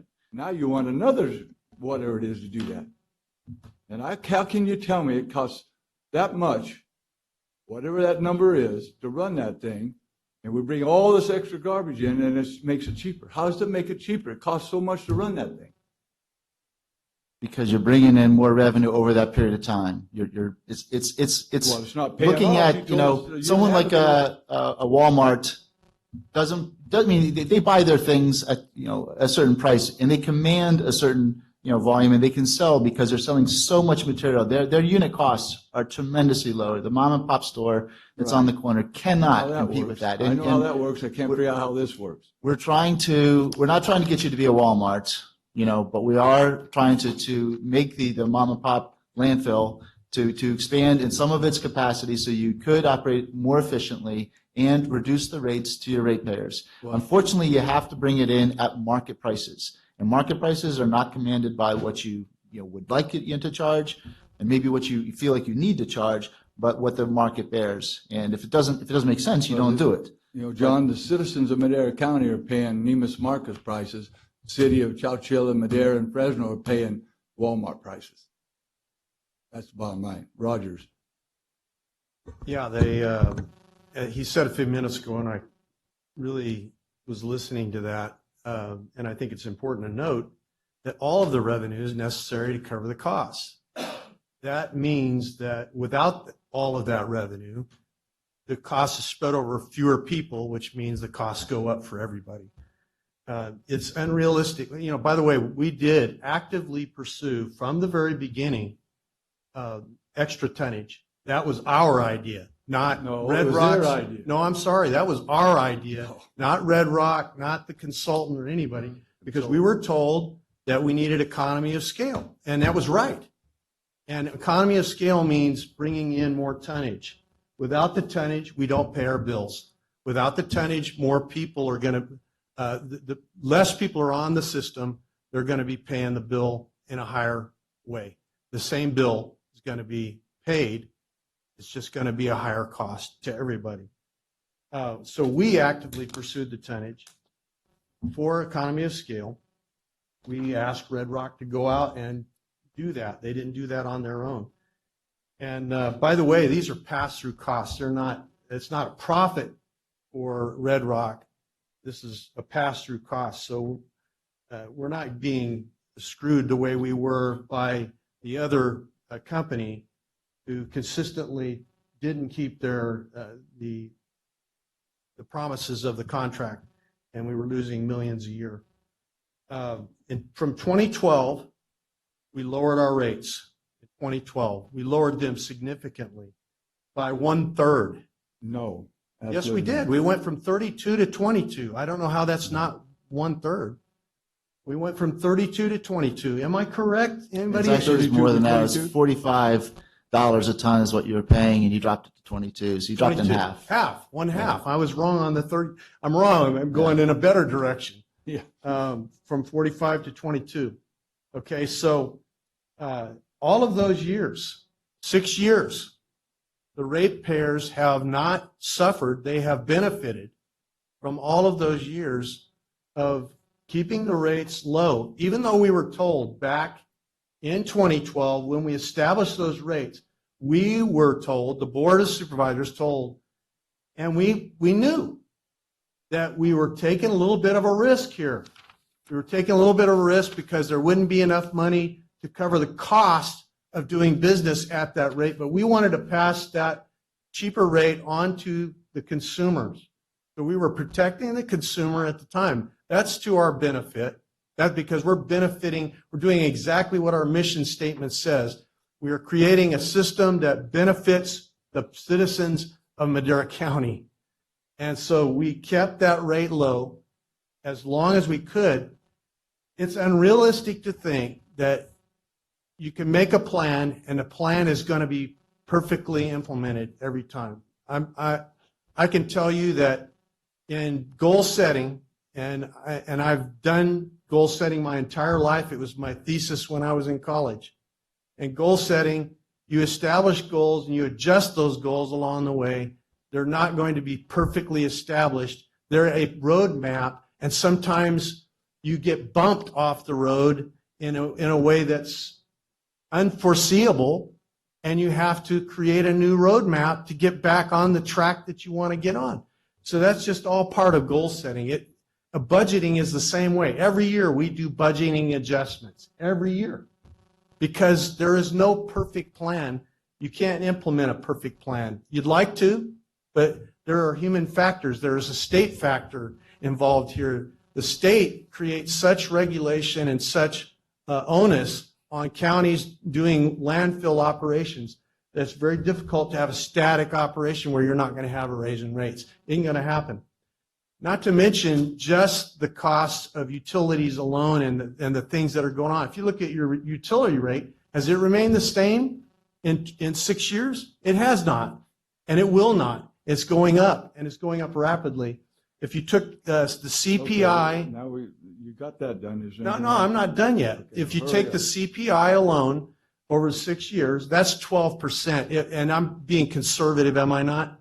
Because it's been more some years. 6%. It's high this year. It's really high this year. So if I'm being conservative, you'd have a 12% cost increase in cost of doing business by the CPI alone. We've been doing that every year. Yeah. And so the fact is that this is good business. We've done good business here. We've projected as much as we could, as well as we could. There are unforeseeable costs that are involved in doing a landfill because of an onerous regulatory environment. The costs that we laid out in capital just to improve the situation, they were big, they were necessary, and we preserved the integrity of the system by doing that and protected our consumer again, which is our job. And I don't know what else to say about that other than I think those are the facts. Supervisor Porteous. Thank you, Mr. Chairman. I have a question just in regards to the city of Madera. I'm a little bit familiar with those guys. I know at one time, city of Madera, took the trash to the Madera landfill, and I think tipping fees are, I don't know, $38, $39, $40, $41, whatever. And the decision was made to go to American because it was going to be a significant savings. I think it was in the low 20s. As far as the price goes. And so, number one, I believe that this rate was probably negotiated with the city of Madera in order to bring it back because they were paying, in the low 20s. Do you have any, can you speculate, or maybe it's not a fair question, what the city of Madera might be paying American if it continued to stay with the American landfill? It'd still be in the low 20s. Still be in the low 20s. Okay. So the competition out there would be in that range. Right. I mean, I think that the city of Chowchilla may be a little bit different situation because they're further away from American Avenue. But and one thing that the city of Madera actually didn't negotiate that rate with the county. The city of Madera basically, instead of having a collection contract and doing the disposal with the county, the city said, all right, we're not going to do business with the county. We're going to leave it up to the hauler. The hauler's going to provide a transportation disposal price, and then it became you had to negotiate with a private hauler. So they wiped the hands of, if you will, figuratively, of having to be making the decision in or out of the county. It was up to the hauler to make that decision. So you're forced to, if you want to have that volume, which is significant, it's 60 tons a day. The volume coming into the landfill, you had to offer a rate that was competitive with American Avenue, and you still do at this point, because Mid Valley, who operates that, is not going to come on the grace of their own love of the county. Right, because it's going to cost them more money to take the trash to American than go here. So just to also give you more information about this, there was a condition for us to be able to bring more trash into the landfill, which is the county of Madera, you take over the scale house operations. We don't want the contractor operating the scale house. And that was something that we achieved in July of 2014. July of 2014. And that's when we brought this team together. Now then, it was Sunset Environmental. Sunset was sold. I think Mid Valley is now. And Mid Valley wasn't bringing and now we have to negotiate with only Mid Valley because the city said, not my business. Right. And we had to come to a certain agreement, a flow agreement. Okay, at this price, I will come and bring my trash rather than go to. And that's why we have an agreement with Mid Valley that I think it's due to sunset soon. Okay. Very good. Thank you. Sunset no longer. Sunset no longer. I'm just kidding. Yeah. Actually, and Rob, we were on there when we did that, and we did. It was the way we did that was said, just go out to the market, whatever the market dictates. That's what you get. But how much tonnage is coming in from Madera County residents every day? Right here, 400? whole chart. Dude, 400 tons a day? I think it's around 400 tons a day. So Just 60 about. from Madera. How much? And then Chowchilla is probably 20? 20. Yeah. And city And is then anywhere carbs? between 60 to 100 here of Madera. Depending on, they have a minimum of 6. So, and then Supervisor Rogers brought, and we did say to go out and get more. Right. We said I think we sat up here and said, run it like a business, right? Like go out and market it and actively try and bring in more so that we can cover some of those costs because it was going up from there. We also, that was after we failed to go forward with partial mandatory, Yes. which could have helped drive that down with more customers coming in just locally, which I think we need to, before we get into this, if we went into this, raise the rates, if we went to partial mandatory after, could those rates come down? You have partial mandatory rates built into the contract. Yeah. And then, so also, with the CPI going up, the 12% plus the 6% for this year, it kind of gets us to right where this increase is. And you also have to add into that factor keeping those prices artificially low from 2012 to 16. That might have seemed like a good business decision, but it wasn't. It was, we were giving away that airspace Right. during that time and created a lot of problems that we had to catch up on during that time. That was That's what they told us in 2016. yeah. Well, yeah, in 2016 they told it, but from 2012 to 16, taking it from 45, losing the city of Madera for about a year of that, year and a half, and lowering it to 22, you had less tonnage coming in because the city of Madera wasn't coming in, but we were bringing in almost next to nothing. We couldn't keep anything on, and that's why the general fund was having to loan to it. And so, I share some of your concern too, that 18 months ago, like we felt like we bit a big bullet and said, okay, we're gonna raise this, and it got raised substantially, and we justified it to everybody and said this is why, and now we have to go back and justify that once again, and no one's going to care that it's fluid and things change, and at the end of the day it hits their pocketbooks, and so it's a tough pill to swallow. Yep. But when you put in all the when you do the math, makes sense, just unfortunately, and it does make us all look like we don't know what the hell we're doing. It makes It really does. and so it's kind of hard to do that, but I understand why we have to. Okay, I was going to. Yeah, I just wanted to say one thing in hindsight. And I was going to. Yeah, go ahead. So they done a good business decision. You guys did. You said, go find out whoever you could get it cheapest with. They went to whatever it is, American or whatever that one is they're doing, if it's American landfill now or whatever, in Madera City, then why don't we do the same thing? Why don't we start hauling to Fresno? Why would we dump in ours when we can take it there and do it for $22? It's our franchise agreement, and that's basically What do the you mean that's condition. franchise agreement? If they can go take it down there and dump it for $22, that's not a very good agreement. Well, you have built We the are asset, business so people. there's We're a couple looking stupid, things. like you just said, we're charging our people all those numbers, got them right there in black and white, and we can haul it to Fresno for 22. Why aren't we doing that?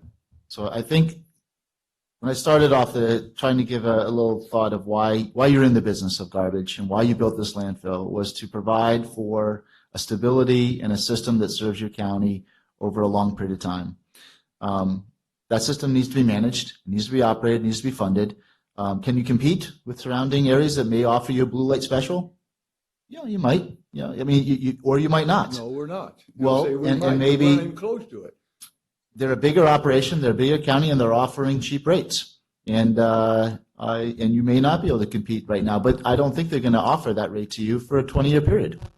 If they do, maybe it's something to talk about. But if So good business would be to do it there now, and when they quit doing it, go to ours again. I don't think you can just close and open your I didn't say assets. close it. I just said we're just. Well, you not gonna- won't. If you don't bring the waste in, you will have no revenue. What's going to fund the closure fund? What's Right. gonna So fund you whatever have costs that amount are we that do are we have there. to put in it. I mean, we can look back and say, yeah, let's not do it. That was 40 years ago decision. It would still be cheaper in our citizens if you took that, well, from 22, any of the 22s up to the 105 or the 45 or the 80, whatever you guys are proposing, and take that difference of money and set that aside someplace, that would pay for that liner fund and everything else. More than double than what we're making right now, because we're not making it now on it. It only costs us $22 to haul up there. Plus the fuel, plus. They pay the fuel now, Dave. That's part of the cost. They don't, there's no extra. I mean, I would They're hauling suggest, it from Fresno to here. Mr. Chairman, I think there's more to this than, I mean, obviously I'm not speechless, but I'm worried what to say because there's a contract and we need to sit down with council and see if that option is even possible for our franchise haulers to take our trash outside of Fairmead. And also the theory that if they take it down there or up there, that it will be cheaper on our residents, that's also yet to be proven. But also, Well, everybody else is getting it cheaper but us. correct. But then, Coming to here. but I mean, let's say it's cheaper on the residents, it's going to be pennies, not much, because we are very, very competitive. We're less than, I Very believe we're less than the competitive. Why can't county we of be? Madera's Yeah, cost. the county of Madera's unincorporated residents pay a lower rate than the county of Fresno's unincorporated residents. So we are really, I mean, from that perspective, we're doing. I don't care about county. I understand, but I'm just saying in terms of, We you know, are that- letting other people come to Madera County for a quarter or the half of the price. And I mean, why aren't they hauling it over here from unincorporated area of Fresno? Because they have a requirement to go to the landfills in Fresno, American Avenue.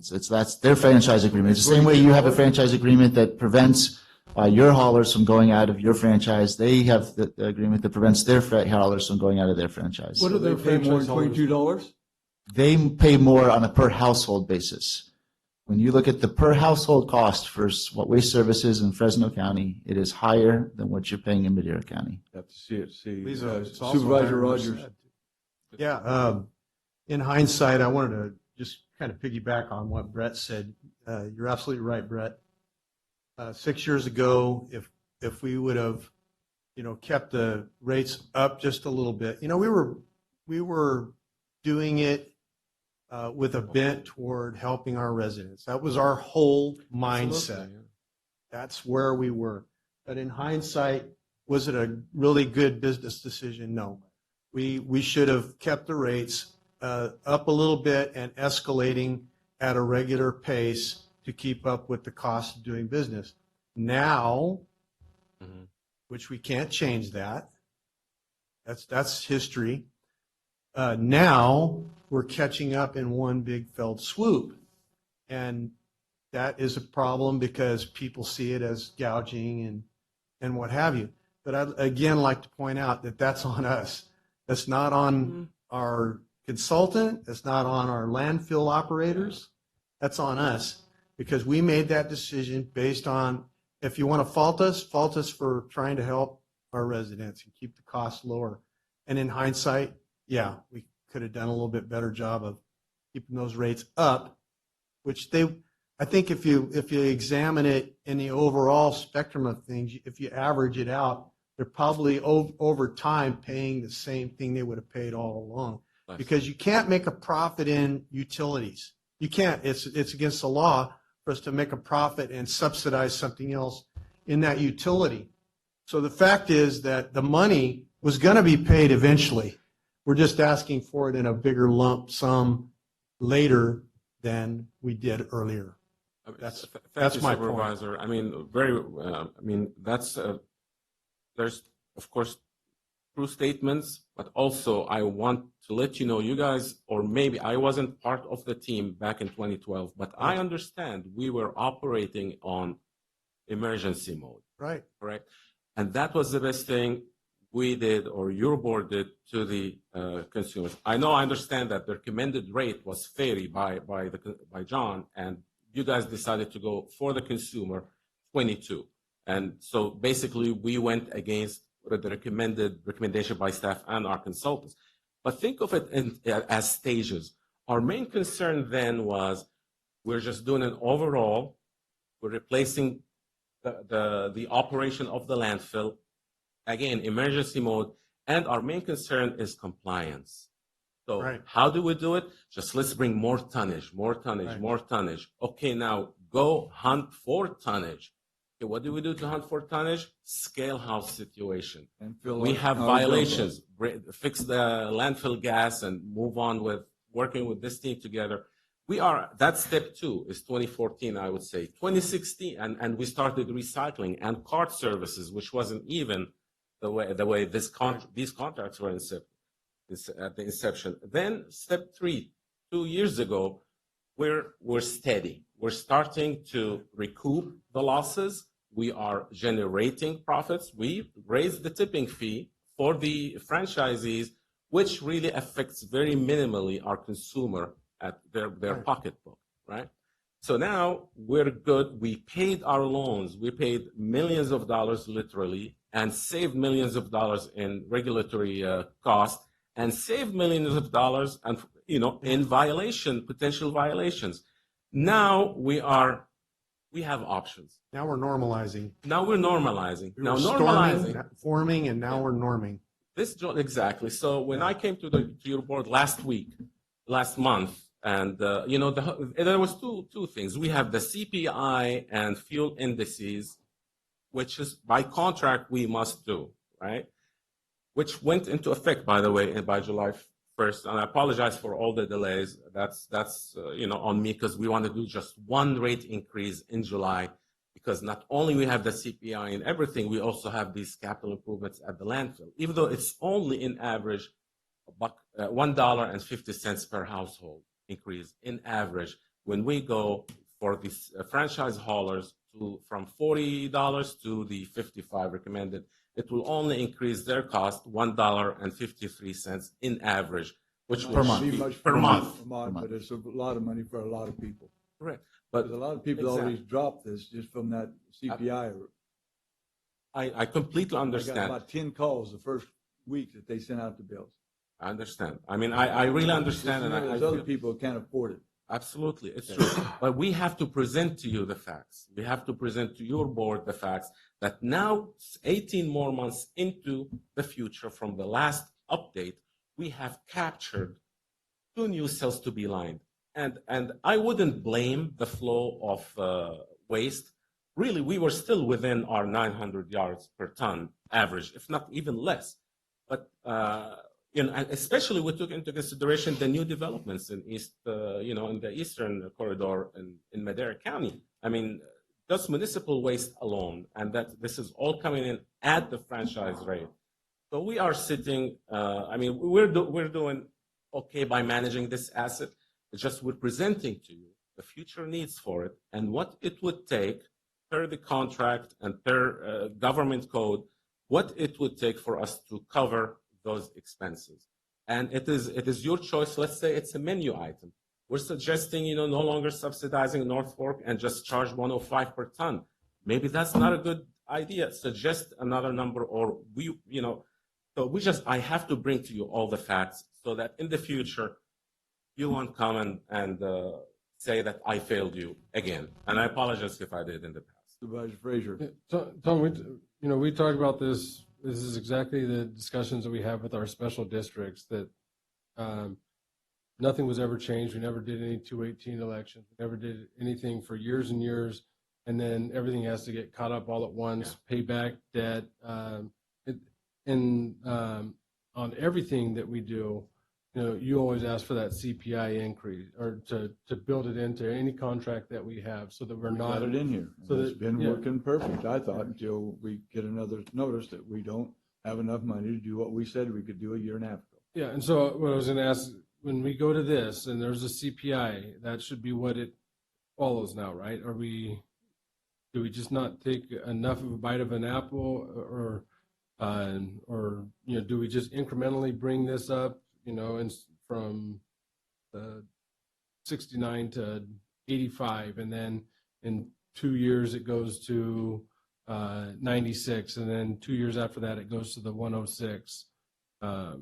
Is there ways to do that we didn't get into this overnight, we're not going to get out of it overnight, but we can start taking bites at the apple and incrementally get it up to where it needs to be? That's just what Over Ahmad time? just said. He just Yeah. said that. Yeah. So we're looking at a 5-year financial future, and we're also proposing, we have this discussion every year, and we look I at think- what happened the past year, and we look at the next 5 years. So this 5-year period we're looking at today is not going to look the same next year. It's going to look different because of the capital plan is going to be a little bit different. Hopefully it'll be, the first 4 years will be the same, but the next year will be, whatever it is.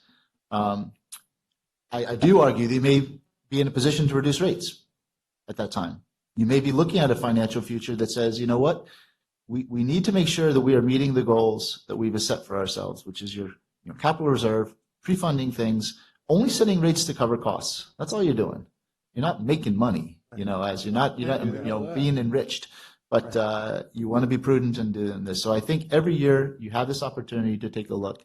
And I think that, one of the things that we're proposing is a management plan that does take a much, stronger oversight from the standpoint of, quarterly financial reviews, annual board meetings in May. So when we go to the ratepayers in July for a rate increase that are mandatory in our contracts with their haulers, we're capturing everything. We're having a full discussion of all the issues that came on. So we're not hodgepodging Right. rate increases. Right. The ratepayers should have an adjustment once a year. Nobody likes an adjustment unless they're downward. And hopefully we can get downward. I mean, that'd be the goal. But right now, I think what we're proposing to you is a way to ensure that you are operating financially responsible way, providing as much cushion in your budget as possible with a rate impact that is reasonable to your ratepayers. Keep in mind, we're proposing a fairly big rate increase to our franchise haulers. It does equate to $1.54 per month on average impact, which is less than what the CPI impact was for the previous year. And neither one is, understood that nobody likes any increase, and some people can't afford it, and we understand that. But generally speaking, these are the costs and cost implications that we're trying to capture. Eric? Thank you, Mr. Chairman. John started into a couple of these things, but I was just going to say that he's got a few more slides to go through that I think get into some of the detail on these things, right? My next slide Okay, one tries second to. first. I got something I wanted to say. Okay. In 47 is when you guys figure that this is going to fill up, right? Yes. Then what do we do? Go ahead. Well, since you'll be on the board at that time, I think 10 years prior to that, you'll start planning for the future. It may be looking at buying additional land near the landfill, looking at future capital expansions. It may be looking at doing a deal with another outside out-of-county landfill. It may be technology, that'll come along that will be available to you at that time. But I do think that you will need to do a planning exercise as you get closer to that date, and continue to plan for the closure of this site, which should hopefully be fully funded by then. But also looking at what options you have at that point. I don't think it's usually plans are 20-year plans. That's how typically solid waste plans are typically 20 years look ahead, and you're still within that horizon. You're not really even maybe should be considering that future at this point. But as you get closer, I would think that is something that you would want to Would it be cheaper consider. to shut it down now than to wait till 47? No, Mr. Chairman, no, because then if you shut it down, then you shut the revenue stream. We don't have enough money in the bank today. But, Mr. Chairman, I think you bring up a good point. And in all fairness and openness, I think we did talk about that in our preparation. I mean, there may be a sweet spot 5-7 years from now where if we do certain things, maybe it's a good time to bail. So that is something that, if your board wants to explore. And I think you would need to couple that with, what is your plan for solid waste? So you could do a solid waste plan and look at different options. It would include, potentially building a transfer station or, in the valley, or relying on, direct haul to out-of-county facilities. There's a variety of options. That's what I mean. I think we ought to look at that. Then the other thing, so we got all that extra garbage this year, whatever percent that is. So I thought about it foot, and we got 15 inches. That was all extra that you guys said if we got extra garbage in here, it was going to help us. What happened? I don't think we've gone through to look at all the, what happened over the last 18 months from the standpoint of costs versus budget expenditures and how it compared to the model. So that's an exercise that could be done. It has not been done to try to understand how the revenues and expenses took place over the last 18 months. I mean, you guys, every one of you here, these two and Rob and you guys all said that we all agreed that we needed more garbage, and we got all that extra garbage, which is quite a bit. That's another quarter of it.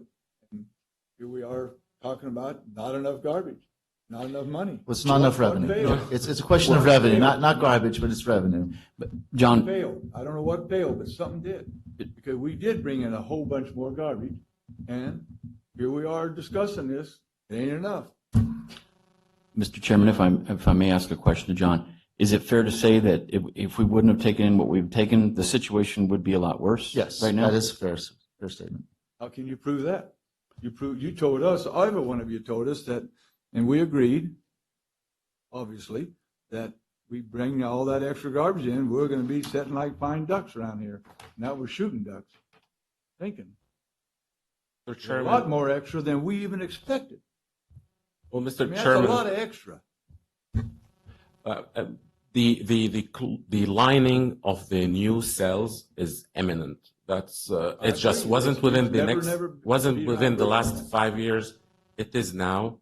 Whether we increase our daily intake by 100 tons a day or less by 100 tons a day, I think the plan is still working as it should be. Yes, we can bring more. We are due for negotiating our both flow agreements, and that's coming very, very, very soon. I mean, we are both contracts are on month to month now. We need to sit down and talk. With that extra tonnage that's coming in, and so we have to put in another liner to be able to accommodate that. Do we have the numbers for what the ROI is on that if we continue to bring in that much?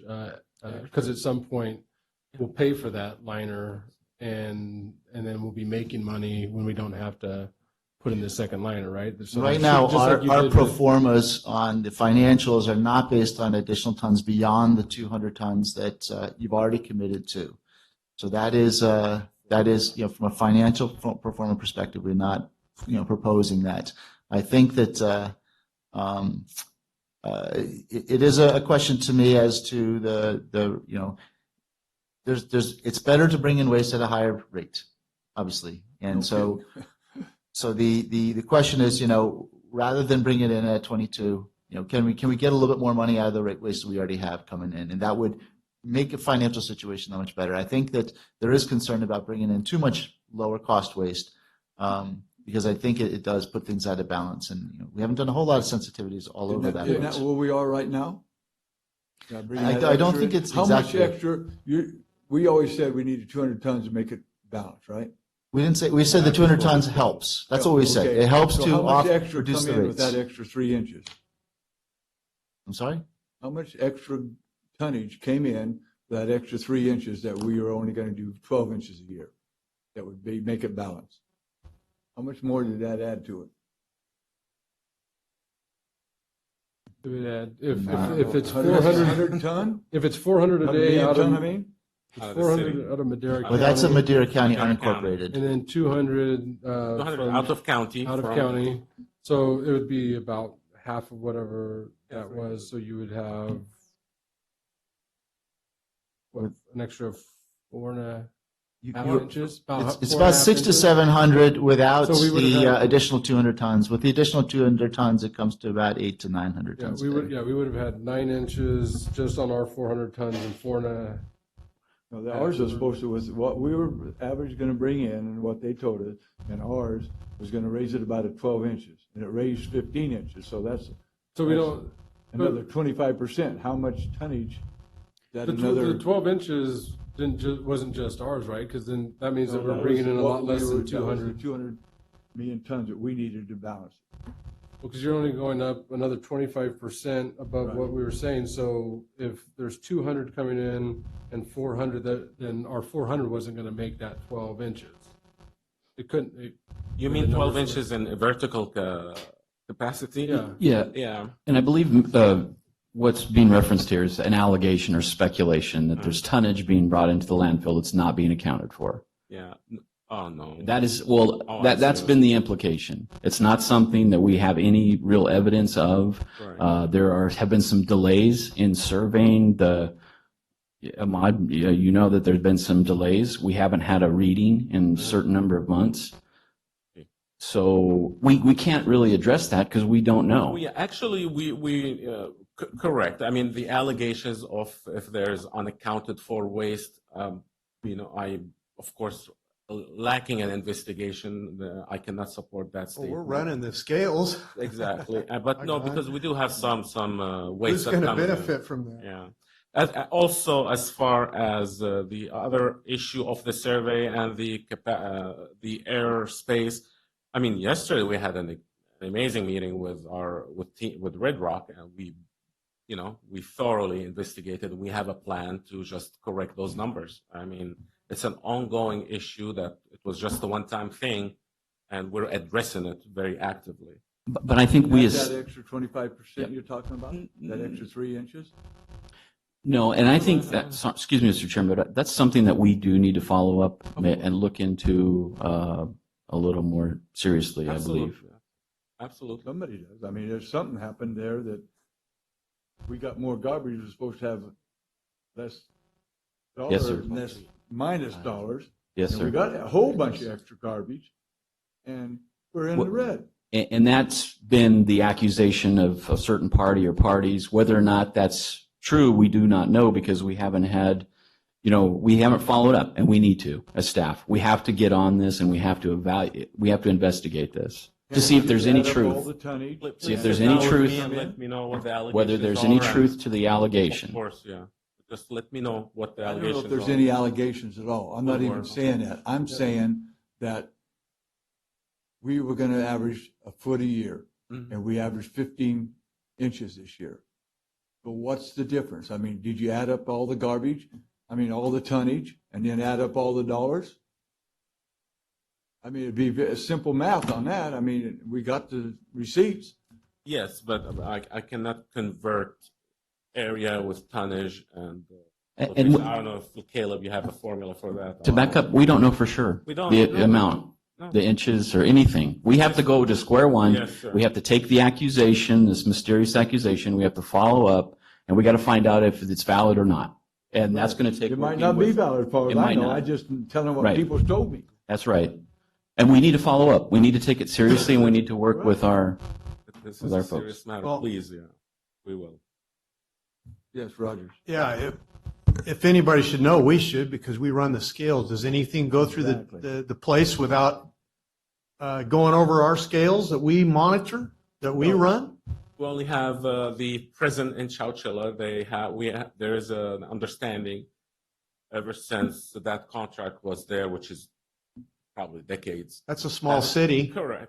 Not the city, sir. I know, I'm saying the prison, yeah. You're right. They're you're like right. a small city. You got Because of their own policies, you can only pick up at 4 a.m. or You got something. 8,000 so- people there. They're as big as Yeah. Chowchilla. So they just bring a load at before 6 a.m. and then at 6 a.m. is when the contractors are allowed to dump, and everybody goes over the scale and it's Even them? properly. Yes, and also there's a spot checker there from Red Rock as well.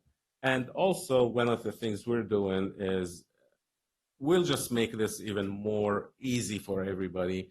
I'm working with HR and our deputy Andrea to adjust the time working hours for some of our staff to be there at the scale house starting at 5:30 a.m., 5:45 tops, and then works with the shifts. So we're working with unions and we'll be there. Is the Fairmead, is that the dump, I mean, the Yes, sir. prisons? No, Fairmead is the landfill, Chowchilla woman prison. It just says DCWF. Fairmead non-contract, I mean. Where is, I don't see the prisons on this list. Fairmead, no. The prison is not broken out as a specific contract in that. But where does it show That's a on pretty it? large it'd be, entity, though. That's extra coming in here, it's not on this? It comes in with Mid Valley at the Chowchilla. Yeah, Okay, through it's Chowchilla? included in the city of the city of Chowchilla, Chowchilla, yes. population. Yeah, Yeah, in this because case, they are annexed into the city, so. and they use them when they want them, and Makes they sense. don't when they don't. Okay, Yeah. move on with the presentation. Well, I just, and when we look at negotiating the rates, you said in a couple months or whatever with the outside haulers, I think it's 23 at American, City of Madera is at 2150. I don't know if they need a break even further to go less distance. City of Chowchilla underneath the 23, they shouldn't be underneath 23. You calculate what their gas would be to go down there. It's still a benefit to them, maybe at 27. I don't know what the number is, but Whatever that. but look Whatever the at number that is. because Of course. gas absolutely, costs a lot absolutely. for them to do, and there's still a benefit for them to pay a higher price at our landfill. And then reason. it's always, always franchise haulers always pay a higher rate than Yeah. the contract haulers. It's- Franchise which was is the- different which was because the- the franchise you recoup with the revenue stream from the franchise customers, and customers may choose not to join. Yeah, I mean, that was why anybody could- Rob and I made the not decision for the mandatory. city of Madera to say go to the market, and we're not going to put ourselves into one place, but they don't have a franchise Yeah. agreement. Okay, go ahead. Max has- Oh, Max. Hey, you're gonna, go ahead. I sit here and listen to it. It's very controversial here. You have your sides and we have ours, and you can understand why some of the people are very unhappy about some of the facts and figures that you have, that we have received. Obviously, we have to continue this and get to more, investigate some of this information that we don't have so we can make a more clear decision on the future. This started years ago with the city of Madera, just kind of, our rates were so high, they were, and then also on our landfill over here, the separation of, we weren't separating the product out there, and we were out there. Tom started that checking and investigation. So we just don't have enough information. At least that's the way I feel, to make a decision on what to do in the future. We have a landfill that we're talking about shutting it down. Well, in the past, we talked about selling it, but we didn't have any buyers. We didn't have any buyers. We floated that idea, and it went nowhere. So we need to investigate, as our CAO said, that we have to investigate, find out where we stand on all those topics that we're discussing, and make a more clear decision. Obviously, if we're You use the word subsidizing. We should never use the word subsidizing under a landfill situation. Everybody should pay what they have to pay for those services, you know, and make that very clear. I make that very clear because I just don't feel comfortable with subsidizing this party and this party. Everybody should pay what they have to pay, you know. So I say we should continue this agenda item in the future, get more information from you guys, and also we, our individual, us can check out this topic. And then also, as far as I'm concerned, I need more information to make a decision. Well, we Thank got you, more Mr. slides Chairman. and then we'll open up the public to Yeah. let them talk. More slides. Continue. We've had a lot of discussion here. We'll try to get back on to at least the train of thought that I was trying to present when it comes to things. And this gets to Supervisor Frazier's comments as well as some of the others. As you know, in 2016 in October, you came here and you said, you know, $40 should be okay based on what you knew at that time. So what changed? And the two key things that changed were, as I mentioned before. We have nothing. Okay. Quit on us, Jay. Sorry, John. That's okay. You're looking at yours, I can tell. I can see We- clearly. But we don't have nothing. Computer's upset too. Okay. Take a couple minutes. We can go to the bathroom and stretch. Okay.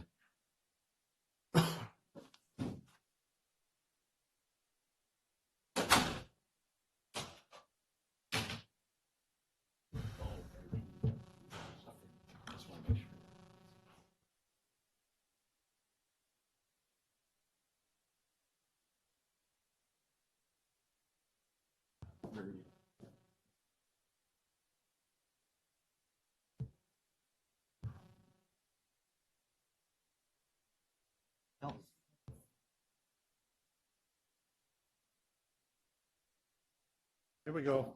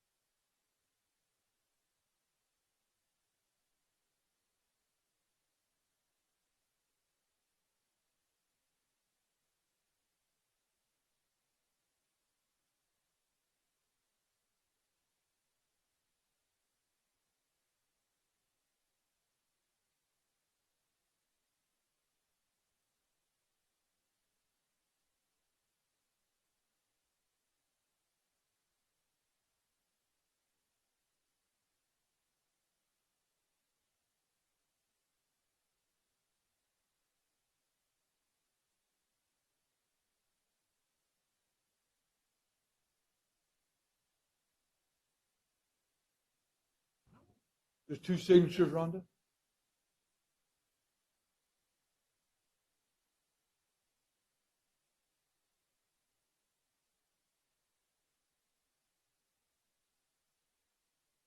How many presentations is there left? Okay. Stop asking questions.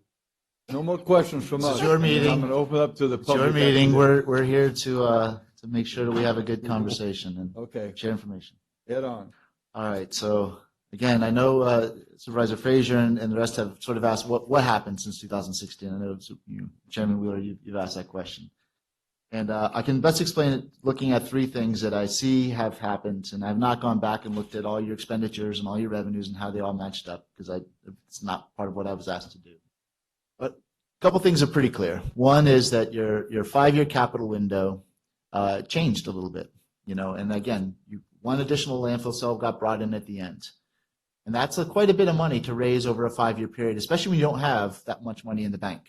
So because you don't have that much in the bank, you can't float that much. And so that has impacted quite a bit. Instead of 6-point-something million, you're at over 10 million in terms of amount of revenue you need to raise in the next 10 years just for capital projects and capital O&M.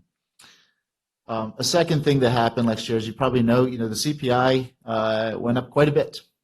And part of your costs as a county are related to paying the contract operator to operate the landfill. And those costs went up. You didn't raise your revenues up, raise your rates to cover that. So your costs have gone up, but your recovery mechanism through your rate structure did not. And that's just a contracted thing. And that's a big jump. That's beyond what people would expect as a normal CPI. Yeah, but it went up 12.5, not 7.8. Well, this was the combined index that is a percentage of each. So it's the way the index is developed, increased your cost by 7.8%.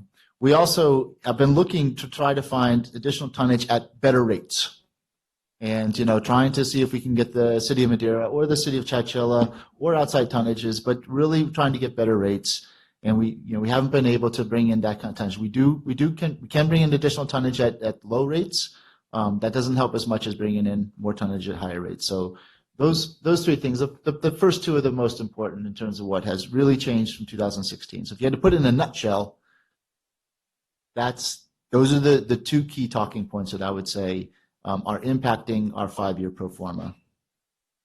I'll talk about the recommendations and then I'll show why they're important from looking at a 5-year profit and loss projection on your financials. But we are recommending you raise your opportunities to raise revenues again are limited by what you charge at the gate and what you charge your franchise haulers and what you bring in through a contract. So we don't see any contract opportunities right now to really focus on, but you can take action now on the two things you definitely control, which are your franchise rates and your gate rates.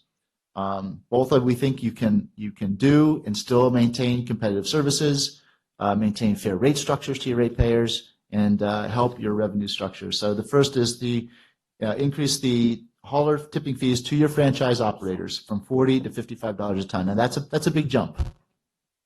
That will raise over $900,000 a year, approximately, in revenue. So in terms of the revenue you need, that's your biggest piece that we are recommending. The rate impact to your ratepayers are not that percentage. It's a percentage of that percentage. And it really contributes to about a 5.6% increase in the homeowners' rates because there's a formula in the contracts that allow for that. It's $1.54 per month additional cost on average. So it's not insignificant, but it's less than the CPI was last year. And you haven't done a rate increase for 18 months. So trying to put perspective to it, that's all. Yeah, but when you say there's not been a rate increase, like I said, I got around 10 calls just on that cost of living rate increase. Right, not on the disposal side. You're right. But people do not understand. I understand that. You're right. We understand it. Absolutely. People don't. I understand, and I feel that, and I understand that people aren't going to differentiate this, and they're going to see this as multiple rate increases over time. And one of the things we're going to propose is that we avoid doing this in the future. One of the benefits to this is that this will kick off additional franchise revenues. It's just the way the system works. Those revenues help pay for fire, sheriff's departments in the county, and that's another 5.6% increase. You're actually going to raise additional monies to help offset those costs. At the landfill, there is a non-contract rate currently of $45.58 per ton. We're recommending that goes to $60 per ton. So if somebody comes in with a full load over 500 pounds, they would pay a per ton rate for this, and it would go up from $45.58 to $60 a ton. There are also some flat rates that you're supposed to be in relative proportion, like a per bag rate and a minimum fees. Those are also proposed to do rate increases. The bag rates are actually proposing to double. I think it's from 5 to 10. Is it 5? Yeah, it's 5 to 10.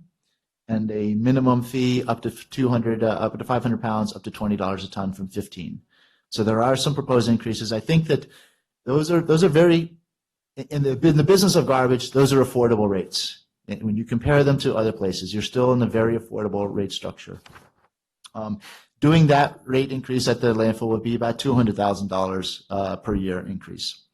And the North Fork, because there is a current subsidy to it, if you remove that subsidy and you look at the increase in the tip fee and impacts to the whole operation, it does raise that considerably. There is a concern. I recognize that raising the rate too high could cause problems in the community, and that's something to be considered. You don't want to cause people to go into the backwoods, as I heard earlier today, and potentially throw the waste there. So it is something that, if you are going to not recover your costs here, do it in a conscious way, and realize that that's $164,000 current cost that you would need to make up somewhere else. But those three increases would bring in about 1.2 million roughly per year additional revenues. If you look at a pro forma, red is bad, black is good. So this is a revenue and expense projection under the 5 fiscal years. Now these did assume starting on July 1st. I've not, and this was in the recommendations when we proposed to come to you back in June. I recognize it was a last minute thing to you, so I have not adjusted the numbers depending on when these get implemented, but assuming that they were impacted on the first year of fiscal year 18-19, you are currently on a net loss path of about $300,000 this year.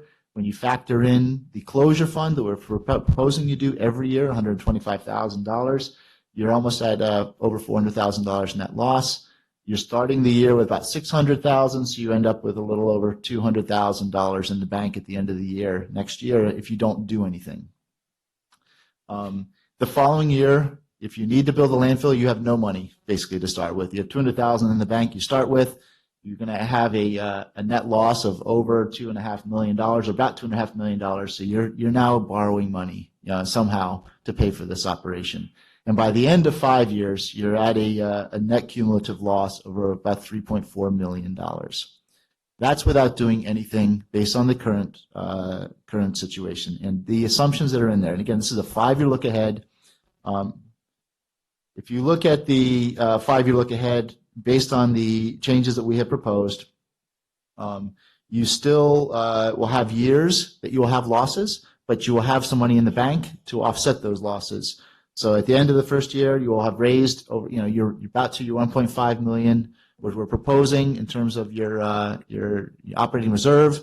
You'll have a loss of a little over 1.1 million once you build all that capital. So at the end of the year, you have $400,000. That's cutting it close, but that reserve will build up over time, and you have plenty of money to pay. And again, if these numbers come up right, and I'm hopeful that my numbers are good. By the time you're done with those capital, you can look in a few years and say, we can reduce costs. We can reduce rates. We don't need to necessarily build $3.7 million in the liner fund, but we need to look at each 5 years and come back and look at it. Yeah, but I thought we needed 10 million at the end of the line. So if we don't keep that going to get that 10 million, what do we do? We'll have to cross that bridge. So the 10 million assumes the full closure of the entire site. If you're only closing a portion of the site, it'd be less. Your If we're gonna O&M close costs would it be when less it's full, because it's a smaller It's all site. got to be done, right? Eventually. Well, it's when you don't utilize the landfill anymore, you have to cap it. You can keep it, I think, uncapped for 18 months maybe, or something like that, or, you know. As long as you're actively placing waste and don't reach final grade, you don't have to cap it. But actively placing waste means As long as utilizing. you're Sooner or later, actively and taking you guys and said we placing need waste. 10 million to finish it up. Current, based on the current Why full would we build out wanna of the stop site. that and then have to have another big increase to try to get that up there, and we're already starting on a good Right. line to get that. Right. But- We talked a little bit about rate impacts. Again, this was going to. We Oh. are adding It's, yeah, 1,077. yep. It's in the Annual- closure fund contribution line item, if you look at the Yeah, row. So, and that's actually being subtracted from the annual net profit Right. loss to the annual operating fund contribution. So that is being captured. Yeah, but was that enough to do the 10 million? Over By 30 years. by 2047, yes. That's the amount you need to raise about each year to make the 20, you know. Oh, The okay. intent is to have that money in the bank at the end of the period. And there is a balance in the closure fund. There's $6 million in the closure fund now. Oh, So okay. this is, you're only raising 125,000 a year. I mean, you're Okay. not raising millions. And this is a small contribution each year. And is this revenue, is this just the franchise contract? or This is this all of it? revenue. This is Okay. all revenue that comes from your revenue sources, including bake sales. I'm recommending that the county look at bake sales to help offset landfill revenues, but that's up to you. So we were going to back fund Measure L. Back in June, we were going to present, what these cost impacts looked at, broken down by the CPI impact to the franchise haulers, the rate impact based on the tip fees, and then the overall rate impact. So back in July, the first set of numbers, proposed household rate increase on a CPI increase, this is a per month number. You're starting with, on the left-hand column, we had 22.98 in zone 1 for the valley, up to 29.73 for Matco. The rate on the first thing were implemented July 1st. So that is your current starting point for that. And that was about average $2.50 per household per month if you average out the 4 different zones. What we're proposing, our rate increase would be the proposed household rate based on tipping fee increase only. So that dollar per month, you can see it would go from 22.98 actually up to 26.16 because it would be the combined two. But that impact alone is about 5.6% of an increase on an average household. That's $1.50 per month. And then so the final rates, if you adjust all of these rates, are on the last column there, which is anywhere from 26.16 up to about $35 per household per month. Right, we already did the first column, the first set of numbers there, proposed household rates. So leaving that and talking about opportunities for improvement in management, I understand, and I'm sure the Public Works Department understands that you want this thing managed well. And you want to have systems in there that you feel are confident in improving the situation, and there are opportunities to do things a little bit better. So working with the Public Works Department, we have proposed a series of things that I think will help this situation from a communication standpoint, catching things early, and really tracking things in the future. Including, it's a monthly meeting with all your contractors, your two, Red Rock and Madco, and dealing with issues, each month, documenting everything as appropriate. We do surveys quarterly. We're going to get your numbers quarterly to see how you're tracking with budget, with revenues. We'll update the financial reviews early to see how you're doing. And I think most importantly, we'll have this workshop in May, starting in 2019, and every year after that, so that at that point, the budgets are fairly well developed. Your CPIs are indexed and known. Those are going to be based on February to February numbers published in March and adjusted, at that point. So we'll have those numbers. We'll have capital plan updates at that point. We'll kind of know where your historical numbers are, and we'll be able to sit down and say, all right, yes, we told you last year this is what it looks like this year. And it may look a little different. Hopefully it's not substantially different. We're not guaranteeing anything in terms of, what we can predict, but we're trying to do the best management we can. But we sit down in May, and that way you have the conversations in May, you figure out what you want to do, and then you make decisions, hopefully May or June. You give plenty of notice to the haulers so that they're only getting hit with one potential adjustment a year. Now, the haulers have the right to adjust their rates once a year to the ratepayers based on the CPI and fuel costs that they incur. It's based on their formulas. It's based on the contracts. You don't want the ratepayers being hit multiple times a year with rate adjustments. So if you combine all these things into this process, you have decisions made in May, have plenty of advance notice to be able to give notices out there, and you try to make it as smooth as possible. So these are the proposed management improvements that hopefully will help to make things run a little more smoothly, give a little more advance notice as to how things are going to work, and to and have the discussion each year. Again, this is an ongoing management thing. There's things we're going to have to know each year. And again, I personally, and you hold me to it, that I think you'll be able to do rate decreases in the future. But you need to right your ship, a little bit now, because you're going to be in a hole real quick otherwise. Well, let me stop there. I know we've had a lot of discussions on rates and. Well, that plan is great, because that's what we directed staff to do in 2016 with you. Now we're doing it 16 months, 18 months later. So anyway, any questions from you guys? Moving on. All right. So probably not the most exciting topic, but we're going to get through it, and we'll try to make it painless as possible. But organics management. The state is really focused on trying to do two things from a state policy perspective, both legislators and regulators. One is to reduce the amount going to landfills, and two, reduce greenhouse gas emissions from a climate change perspective.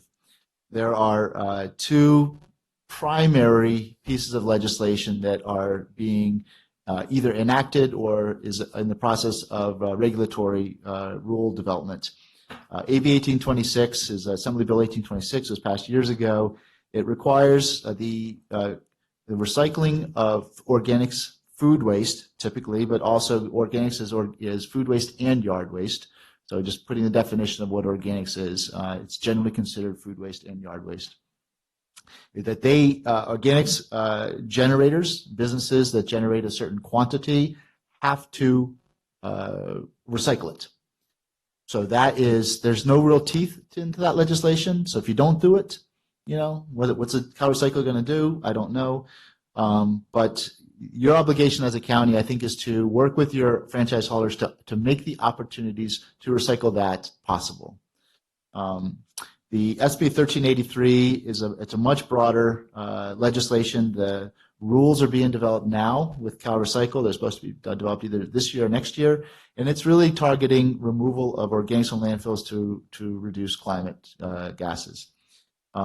That may get down to eventually, residential food waste collection.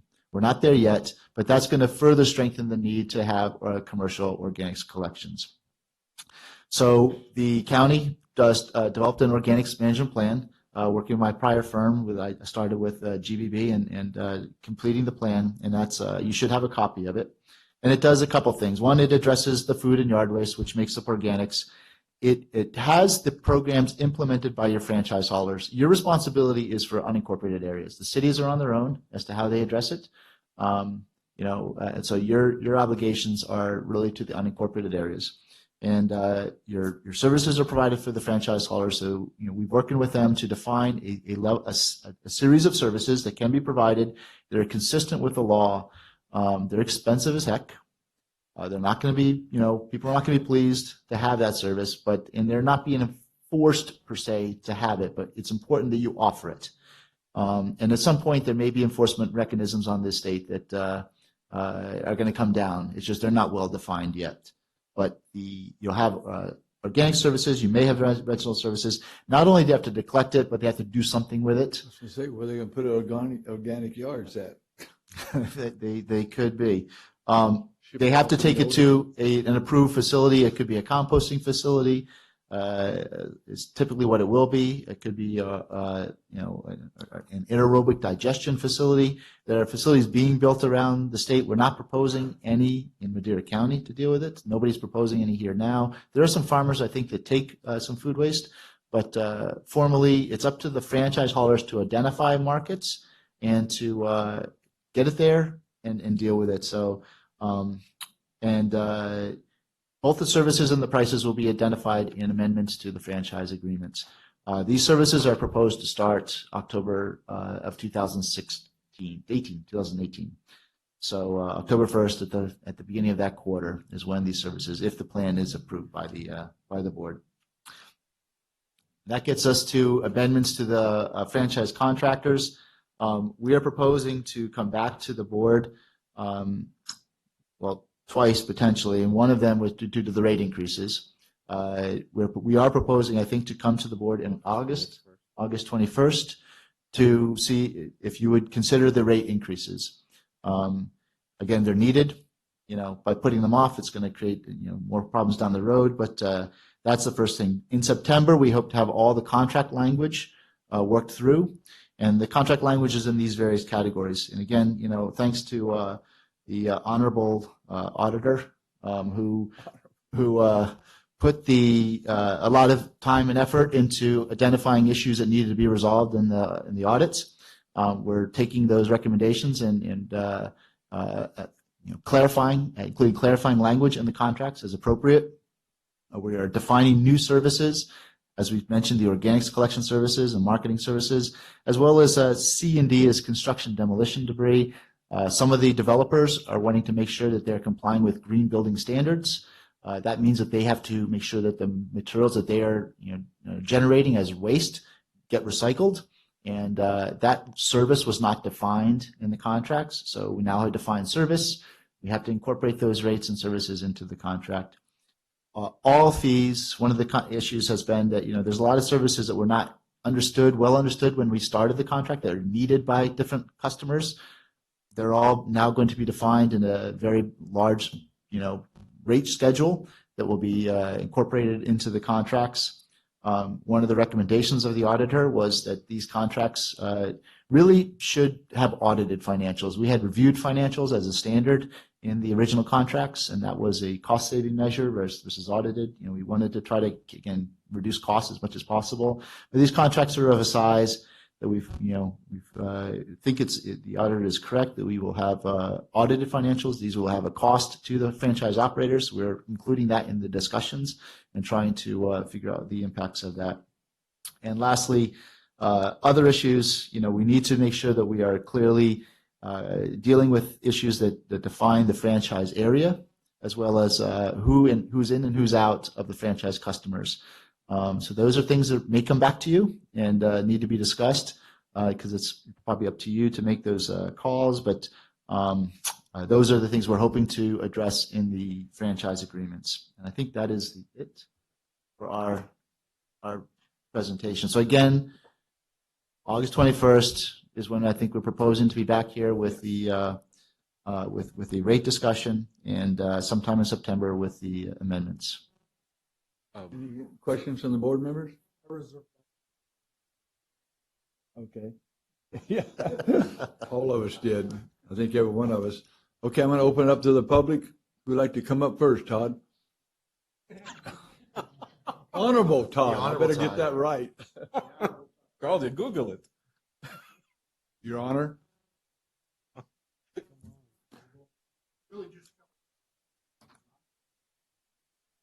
Don't sound like it. The green light's on. There we go.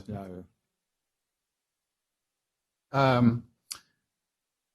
I wanted to point out, as I was listening to the discussions and the discourse, some where I thought there may be some confusion. When you were very concerned about the 5-year period, but I wanted to point out that's a rolling 5 years. So 2 years of that have gone away. So we're looking at the next 2 years. They didn't need to talk about liner fund in the 5-year plan a year and a half ago because they didn't need it in that 5-year period. They're now going to a point where they will need it.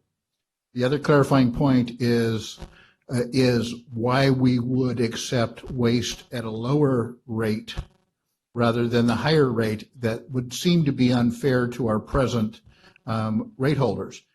Think of it, and in business, you're looking at incremental profits. Okay, so if and the way I put it to Tom is, if you went to market and you sold 100 cows and that covered your costs, and you sold them all for $100 a piece, but the next guy came up and says, I'll only give you 25.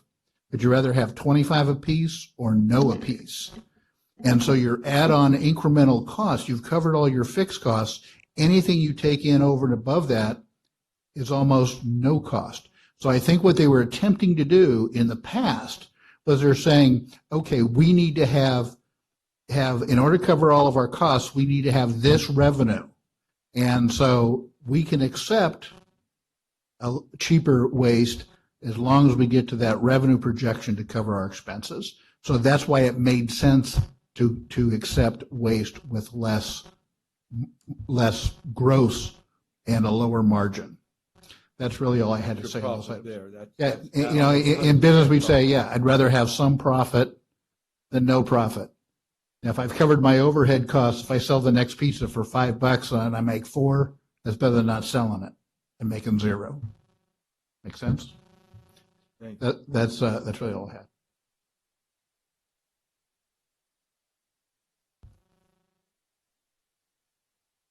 Come on up, Alan.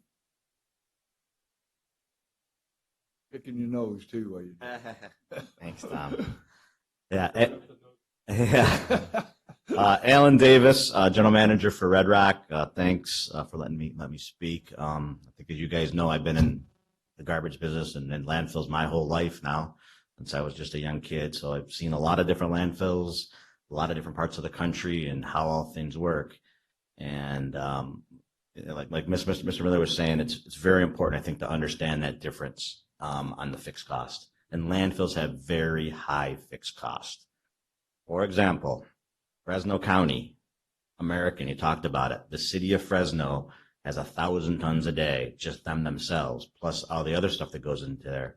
So American landfill takes twice as much as Fairmead landfill does. A lot. That's why their price can be so low, because they're covering all those fixed costs.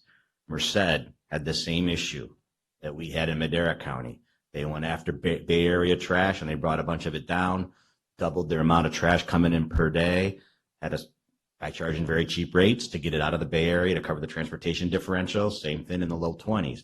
Save their whole landfill, their whole GPA, their whole fund up there if you go follow it. That's what you have to do with these landfills. You have to bring in tonnage, and the difference between what the locals pay and what the people that have the big amount of tonnages and the transfer trailers, and they're going to pay the lower rates. It happens every landfill everywhere. It's not unique to you. And that's the best by far way to do it. So we don't like that the landfill rates are going up necessarily at Red Rock. I want to make that again clear. I know Supervisor Rogers stated it. It's not good for us because it's 100% pass through is all it is. We don't make another extra penny. And this is a non-mandatory system too. So when the rates go up, I lose customers generally. I don't like it either, but I also know another thing to remind, I know what we inherited. Remember the past. The past contractor that was running this landfill was responsible for all the capital cost, all the compliance, all the gas systems, and all that stuff. He didn't do that. He took all the profits and they sent them to their shareholders, and they did what most corporations done. And I worked for one of them for 30 years. You defer capital, you defer as long as you can. So he was deferring it. He got thrown out. Probably not such a bad thing because he didn't spend any of it. We had to come in, work together with this whole team to fix a lot of stuff at a very old facility, from drilling wells to water systems to gas systems, all the engineering costs to redo that cap, to save the $6 million. It's not just the liner fund. This capital that has had to go into this facility, it's a lot of stuff. It's huge. And by us bringing those extra tons in, that we were able to work with you and get you an extra 100 tons a day from us, plus the 100 from the cities and all that, that's what paid for all this stuff for the last 5 years. Because if you didn't have that extra 200 tons a day, or actually it's 400 total, it's 200 in our contract, we brought an extra 100 and then 100 from the other cities, you would have been taking a landfill and running a 200 ton a day landfill. You would be so broke right now, and you'd be out of compliance, and you'd have NOVs and environmental issues. So I'm telling you, it's none of us like it, but it's good. And another thing I think is that these projections are also based on 900 tons a day. I don't see us getting 900 tons a day. I'm trying to get more tons. It's going the other way because Merced and Fresno County are so cheap that I'm trying to find more tons for Ventura County, but I think it's going to be more like 700 instead of 900. And that 200 a day is going to really give you more time to have to possibly build those cells, I think. That's, it's hard to say, but that's what's important about landfills and the projections they're making. You only have so much space. So you have a box, and that box is, cubic yard box, a yard by a yard by a yard, and you can only fit so many tons in each cubic yard. So they're making assumptions on how many tons we can fit in it. It's called AUF, airspace utilization factor, and that's based on how good we compact it and the density and all that. And something was brought up earlier that maybe we're going up too many inches and all that. None of that's true. We just did an aerial survey April 1st. We have the results. We showed it to them. The projections are right in where they've been estimated, and engineers have been estimating what the projections should be and how the airspace is being utilized. And we have all that information. So that's nothing to do with that. It's just we took more tons. That's why the landfill's filling up quicker, and we have to do it. But we needed those tons to survive. So I think that's very important too. And again, like I said, it's about tonnage. Mariposa County, it's $100 a ton because they only have a landfill with 30 tons a day. And they only got 20,000 people in their whole county. Right. But that's why they pay $100 a ton because they don't have that, Do they big have a tonnage. franchise hauler? Yeah, they do. And their rates are extremely high because their problem with their landfill is they don't want to close it too because once they close it, they don't have the money to close theirs either. So they're just keeping it open. What's that? No, it's not mandatory too. But it's like I said. No one from the Bay Area is going to drive up to No, Mariposa. not to Mariposa. No. Gas costs going up. No, they're going to Billy Wright landfill on Route 5 there. That's why that's Merced County. That landfill is taking 1,500 tons a day because they're getting Bay Area trash. And Alan, if you recall, you and I we were working on a plan to get the Mariposa waste. Yes, but we have to Because compete with it's- Highway 59. We'll just make him an offer. I mean, Right. But we have to compete with Highway 59 and Merced, and they're only going to charge them in the low 20s. That's just what it is. The city of Fresno only pays $18 a ton to go into American landfill because they went to him and said, look, I got 1,000 tons. You want it or I'm out of here. Fresno County had to do the same thing. They had to give the city of Fresno $18 a ton when their own residents were paying a lot more. And then they had the same issues you did, Supervisor Wheeler. But once they got everything around it and they said the other options, the other alternatives are not good. So what does the Fresno County residents pay up? Their rates are even higher. The county rates per resident are higher. Fresno County is a non-mandatory system. Right. And their franchise rates are higher. We've given these guys charts to show them all the counties around us. And Madera County's rates at the households are still very competitive and lower than most other counties around. You can't compare it to a city because those are mandatory No, systems. I'm not talking about cities, just But yeah, the the counties, residents, yeah. right. So Fresno County is higher. So you don't think that we subsidize cities? No, I think it's the other way around. Is without some of that city trash coming into you, without that tonnage, you'd only be taking 200 tons a day. If you just had us and a Madco, and that landfill would be out of compliance, and you would have no money. You'd be broke. Mr. Chairman, we will subsidize only if we are losing money. We are not losing money taking the city and Chowchilla's money. I mean, we take it for 21, 22. We pay, say, 12 to landfill it.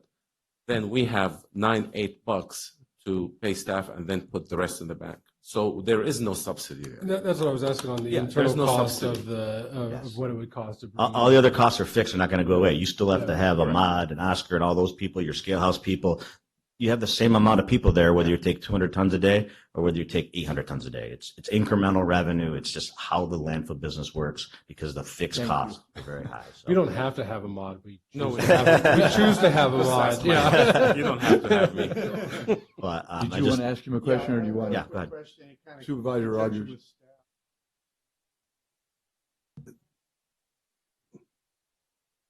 There, can you hear me now? We've got a circumstance where the county's growing Mhm. at a rapid rate in the southeast Madera County. I don't think that was brought up. And I think that we're going to see a substantial increase in tonnage coming from Southeast Madera County. Absolutely. Can you kind of work into conjunction? Tell us what that's going to mean. Sure. There's 30,000 homes, of course, that have been approved in that area with all the different developers. Right. So that's about 100,000 people.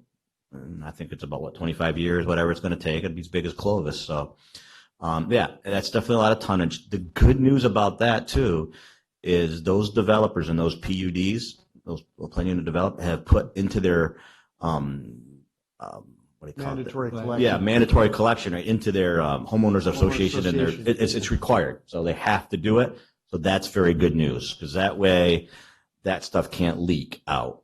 And the other thing is, the self-hauling rates go up is very important. I've been pushing, try to get those self-haul rates up for a long time into Fairmead, because it's the most irresponsible way to handle trash is to hold it for 3 weeks, put it in your trailer, and show up at the landfill, maggots, flies, and it's crazy. It's inefficient. Yeah. It's not good for carbon footprint. Really, people should just be disincentivized to do that and get pickup from us and get the nice toters and the nice thing. It's really a better deal for them. Isn't that creating Done it in a greenhouse week. gas? Well, yeah, no, if you did a carbon footprint study, it's more efficient to have our clean truck go through and pick up the houses, and that way. Exactly. Every week instead of every month that they Right. haul it. Yeah, some people, yeah, I have to we've agree with seen that. it. It's Board, bad. we do have in our projections, all of them, whether it's the fill plans and the civil, and also in your financial analysis, we do have a 2%, call it multiplier. Growth correct, projection. Growth. And, yeah, so We're we exceeding are, that, though. we're good. We're going to exceed that, I think. That's why we will always do this 5-year look ahead. Right. Because yes, our flare station has the capacity to consume all the contaminants in our landfill gas, Right. but maybe in 10 years, which it won't, will yeah. have at that point exceed its life, we have another look. Yeah, and another factor too will be the possibility of the gas itself being utilized and Some other way. subsidizing the landfill. You can Hey. definitely make money on that gas eventually. Yeah. No doubt. Eventually, that's going to happen. Yes, more than likely in this state, I think it'll be going to vehicle fuel. Okay. Have we taken into account Starbucks getting rid of their plastic straws in terms of our waste stream? Going down. You're gonna make so much money once that happens that we'll all celebrate. Any other questions from the board members? Thank you, Alan. Thank you. Madco, your turn. It's volunteered.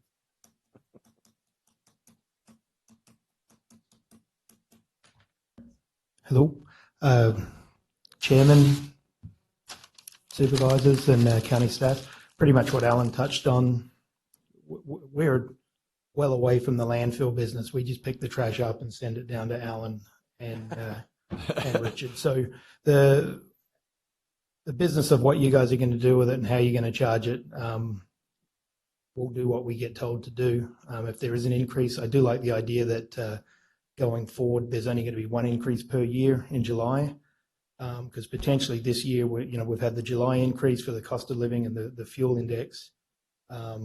If we go forward in October, we'll have another little increase there with the landfill, and then potentially some of our organic customers January 1st. Basically, January 1st, 2019 is when the first threshold takes into place. That'll affect our customers. That affects any business with that's generating more than 4 cubic yards per week. So that actually, there's not much happening right now with that AB 1826 starting January 2019. That's actually going to be another increase for the businesses. Again, it's, I guess, the cost of doing business in California. So that's what you're going to get. Yeah, we're up for whatever. I will let you know the organics plan going forward is a little bit more intricate than. I mean, I guess that was a very basic description of what's been put up there, but it's going to be more or less down the road the same as AB 341, the recycling mandate. So they are going to end up looking into it. Ahmad does need to do reports to it. So we are going to have to try and look like a clean county. So we do need to be proactive with that. We have had meetings with Cal Recycle, with Red Rock and the county. And I think everything's going quite well so far with what John's doing. So I will say we will be looking towards with some of the other projections that we've got, maybe looking at seeing if we can get a contract extension due to the fact that there's going to be a lot of contract amendments. And a lot of this organic thing is going to have a fairly decent infrastructure to put together. So it is going to be a capital investment for Madco. And with a limited amount of time left on our contract, we would like to see if we could maybe reset it. Other than that, I think you guys are doing a good job. I would really like to see us try and portray to the public the reasoning why. If the public was sitting in here today, I think they would understand, and they probably wouldn't complain so much when they see a small price increase, when and if we do this. So I think it's very important that the public get educated on why these increases are. We're not just dumping it at the landfill and just covering it up with a bulldozer. So we would like to try and get something out with that. That's really important, Ashley, because myself, I've learned a lot today that like I said, I wouldn't have voted for this earlier, but now after talking to everybody, I can see it where it does. That profit is, our margin is here, so everything we sell over that does add up to that. I didn't understand that completely. And did you lose anybody when you raised your fees in July? Did anybody drop your service? Oh, absolutely. No, we do. How many do you think? 5%? We do no, it's probably not 5%. I did bring some comments from customers from the bills. I was going to show Ahmad and John some of our customers. People called me and told me they canceled it, so we have quite a opinioned crowd up there. They'll be back in 5 months when they're tired of hauling. Well, we hope they will. And honestly, and I know you're from North Fork, Tom, but the rates when we did the tipping rate increase last year and a half ago, the bag or 3-bag or can rate never changed. I think it's still $5 there. And I get people reminding me about that literally daily, wanting to speak to a manager and, ask, well, why can I get rid of it for so cheap over there? So it's coming on August 21st for their consideration to raise that fee. Thank you for bringing it to our attention. And I did see that. And I want to touch on what Alan said there as well. The self-haulers, we see a lot of them with partially tarped trailers going there. All over. We're part of Keep Our Mountains Beautiful there. 222 is probably the dirtiest road in the county because that's all roads lead to the transfer station. So I would like to see some sort of enforcement there to where maybe people down the road need to get a self-haul permit like they do in most other counties in California. Really? So that's just something to look at. The other thing is the C&D, which some of the construction. I would like to try and have the building department work with us. We just had an AutoZone put in, and there was no recycling request or for roll-offs or dumpsters and stuff like that. So just going forward, it'd be nice to try and let them know that they're required to do With that new recycling law, will they have to recycle that stuff then? Well, I think with the building code, and it looks like that they're going to be putting that in maybe as an amendment in our contract. So it's hopefully going forward that this is going to get touched on when we do some of these amendments, contract amendments. But that's a change to your building code. We're going to work this out with Matt and make sure that when everybody that pulls a permit or there's any demolition or debris that even the developers, they need to comply with a green, I'm not sure of the term, but there's a green item in the building permit. Yeah. Real quick, Alan, did you guys lose any customers on the increase? 1%? 28 customers? Nothing. Okay, and how many? Yeah. And we were actually threatened to be sued 2 or 3 times for not giving sufficient notice. Oh, I know. That's what 2 of them told me. One of them in Rayleigh's, one of them on a phone call said, we're going to sue you for not giving them notice. One thing I would say is that the haulers, Red Rock and the Madco, do take the brunt of the issues that come out of this system. And they implement the system for you. So we are all thankful that they've got strong tolerances for criticism and comments. But they're the ones on the line when it comes to the public. They're the public face of solid waste. That we gave Matter the of secretaries $1 an hour raise to deal with it, so that helped. Matter of fact, only maybe one Red Rock and one Ematco customer reached it down or reached it up to Public Works. So I thank you for that. And we have a unified message that goes out. Our 311 staff, our Public Works staff, and you, we have the same message. Why they? Any questions from the board members? Just internally, Ahmad and myself and Red Rock now going forward we're basically going to have a unified description of why there's an increase. We've kind of talked about that, and he sent a sample over to us. So that's just going to be important we do that.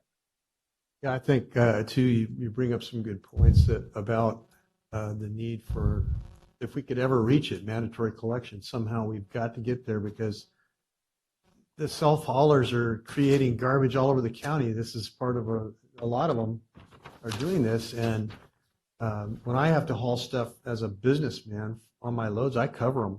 I cover those loads. I make sure they're fully covered. It's a law in Madera County. Yeah, It's just that they don't enforce it. It's not enforcing. The highway patrolman really fought us. If you guys, I don't think any of you are here, but they fought us for when we put that in. They didn't want to have to enforce that. So they actually came here and said that they didn't want us to do that. Make the, covered thing. Yeah. But Good point, though. Thank you. Okay, any other public comment? Any from you guys? We'll adjourn. Wait for the future stuff. We have one more item. What? Don't say it on here. The organic plant Oh, adoption of the 4D, organic- 4B, I'm sorry. 4B. 4B, Public Works Department Engineering Services Division, discussion and consideration to adopt the organics waste recycling program and provide direction on implementing the program. Move to approve. Okay, thank you. Any public comment? Call for the vote. Supervisor Frazier? Yes. Supervisor Poitras? Yes. Supervisor Rogers? Yes. Supervisor Rodriguez? Yes. Supervisor Wheeler? Yes. Vote passes 5-0. Thank you. Great presentation. Great presentation. Oh, Scott. Thank you very much. Scott has something. We'll be back August 21st. Oh, Scott, I'm sorry. Okay, I just wanted to make sure staff, we're pretty clear, I think, but August 21st, I think, is when we're proposing to come back. We have to give a Next hearing 10-day on it, public right. hearing notice. We'll come back with the proposed rates that were presented today for consideration. So, thank you.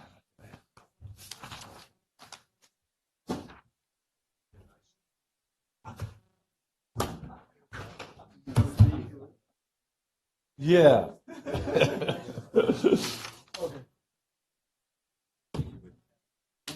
Good day.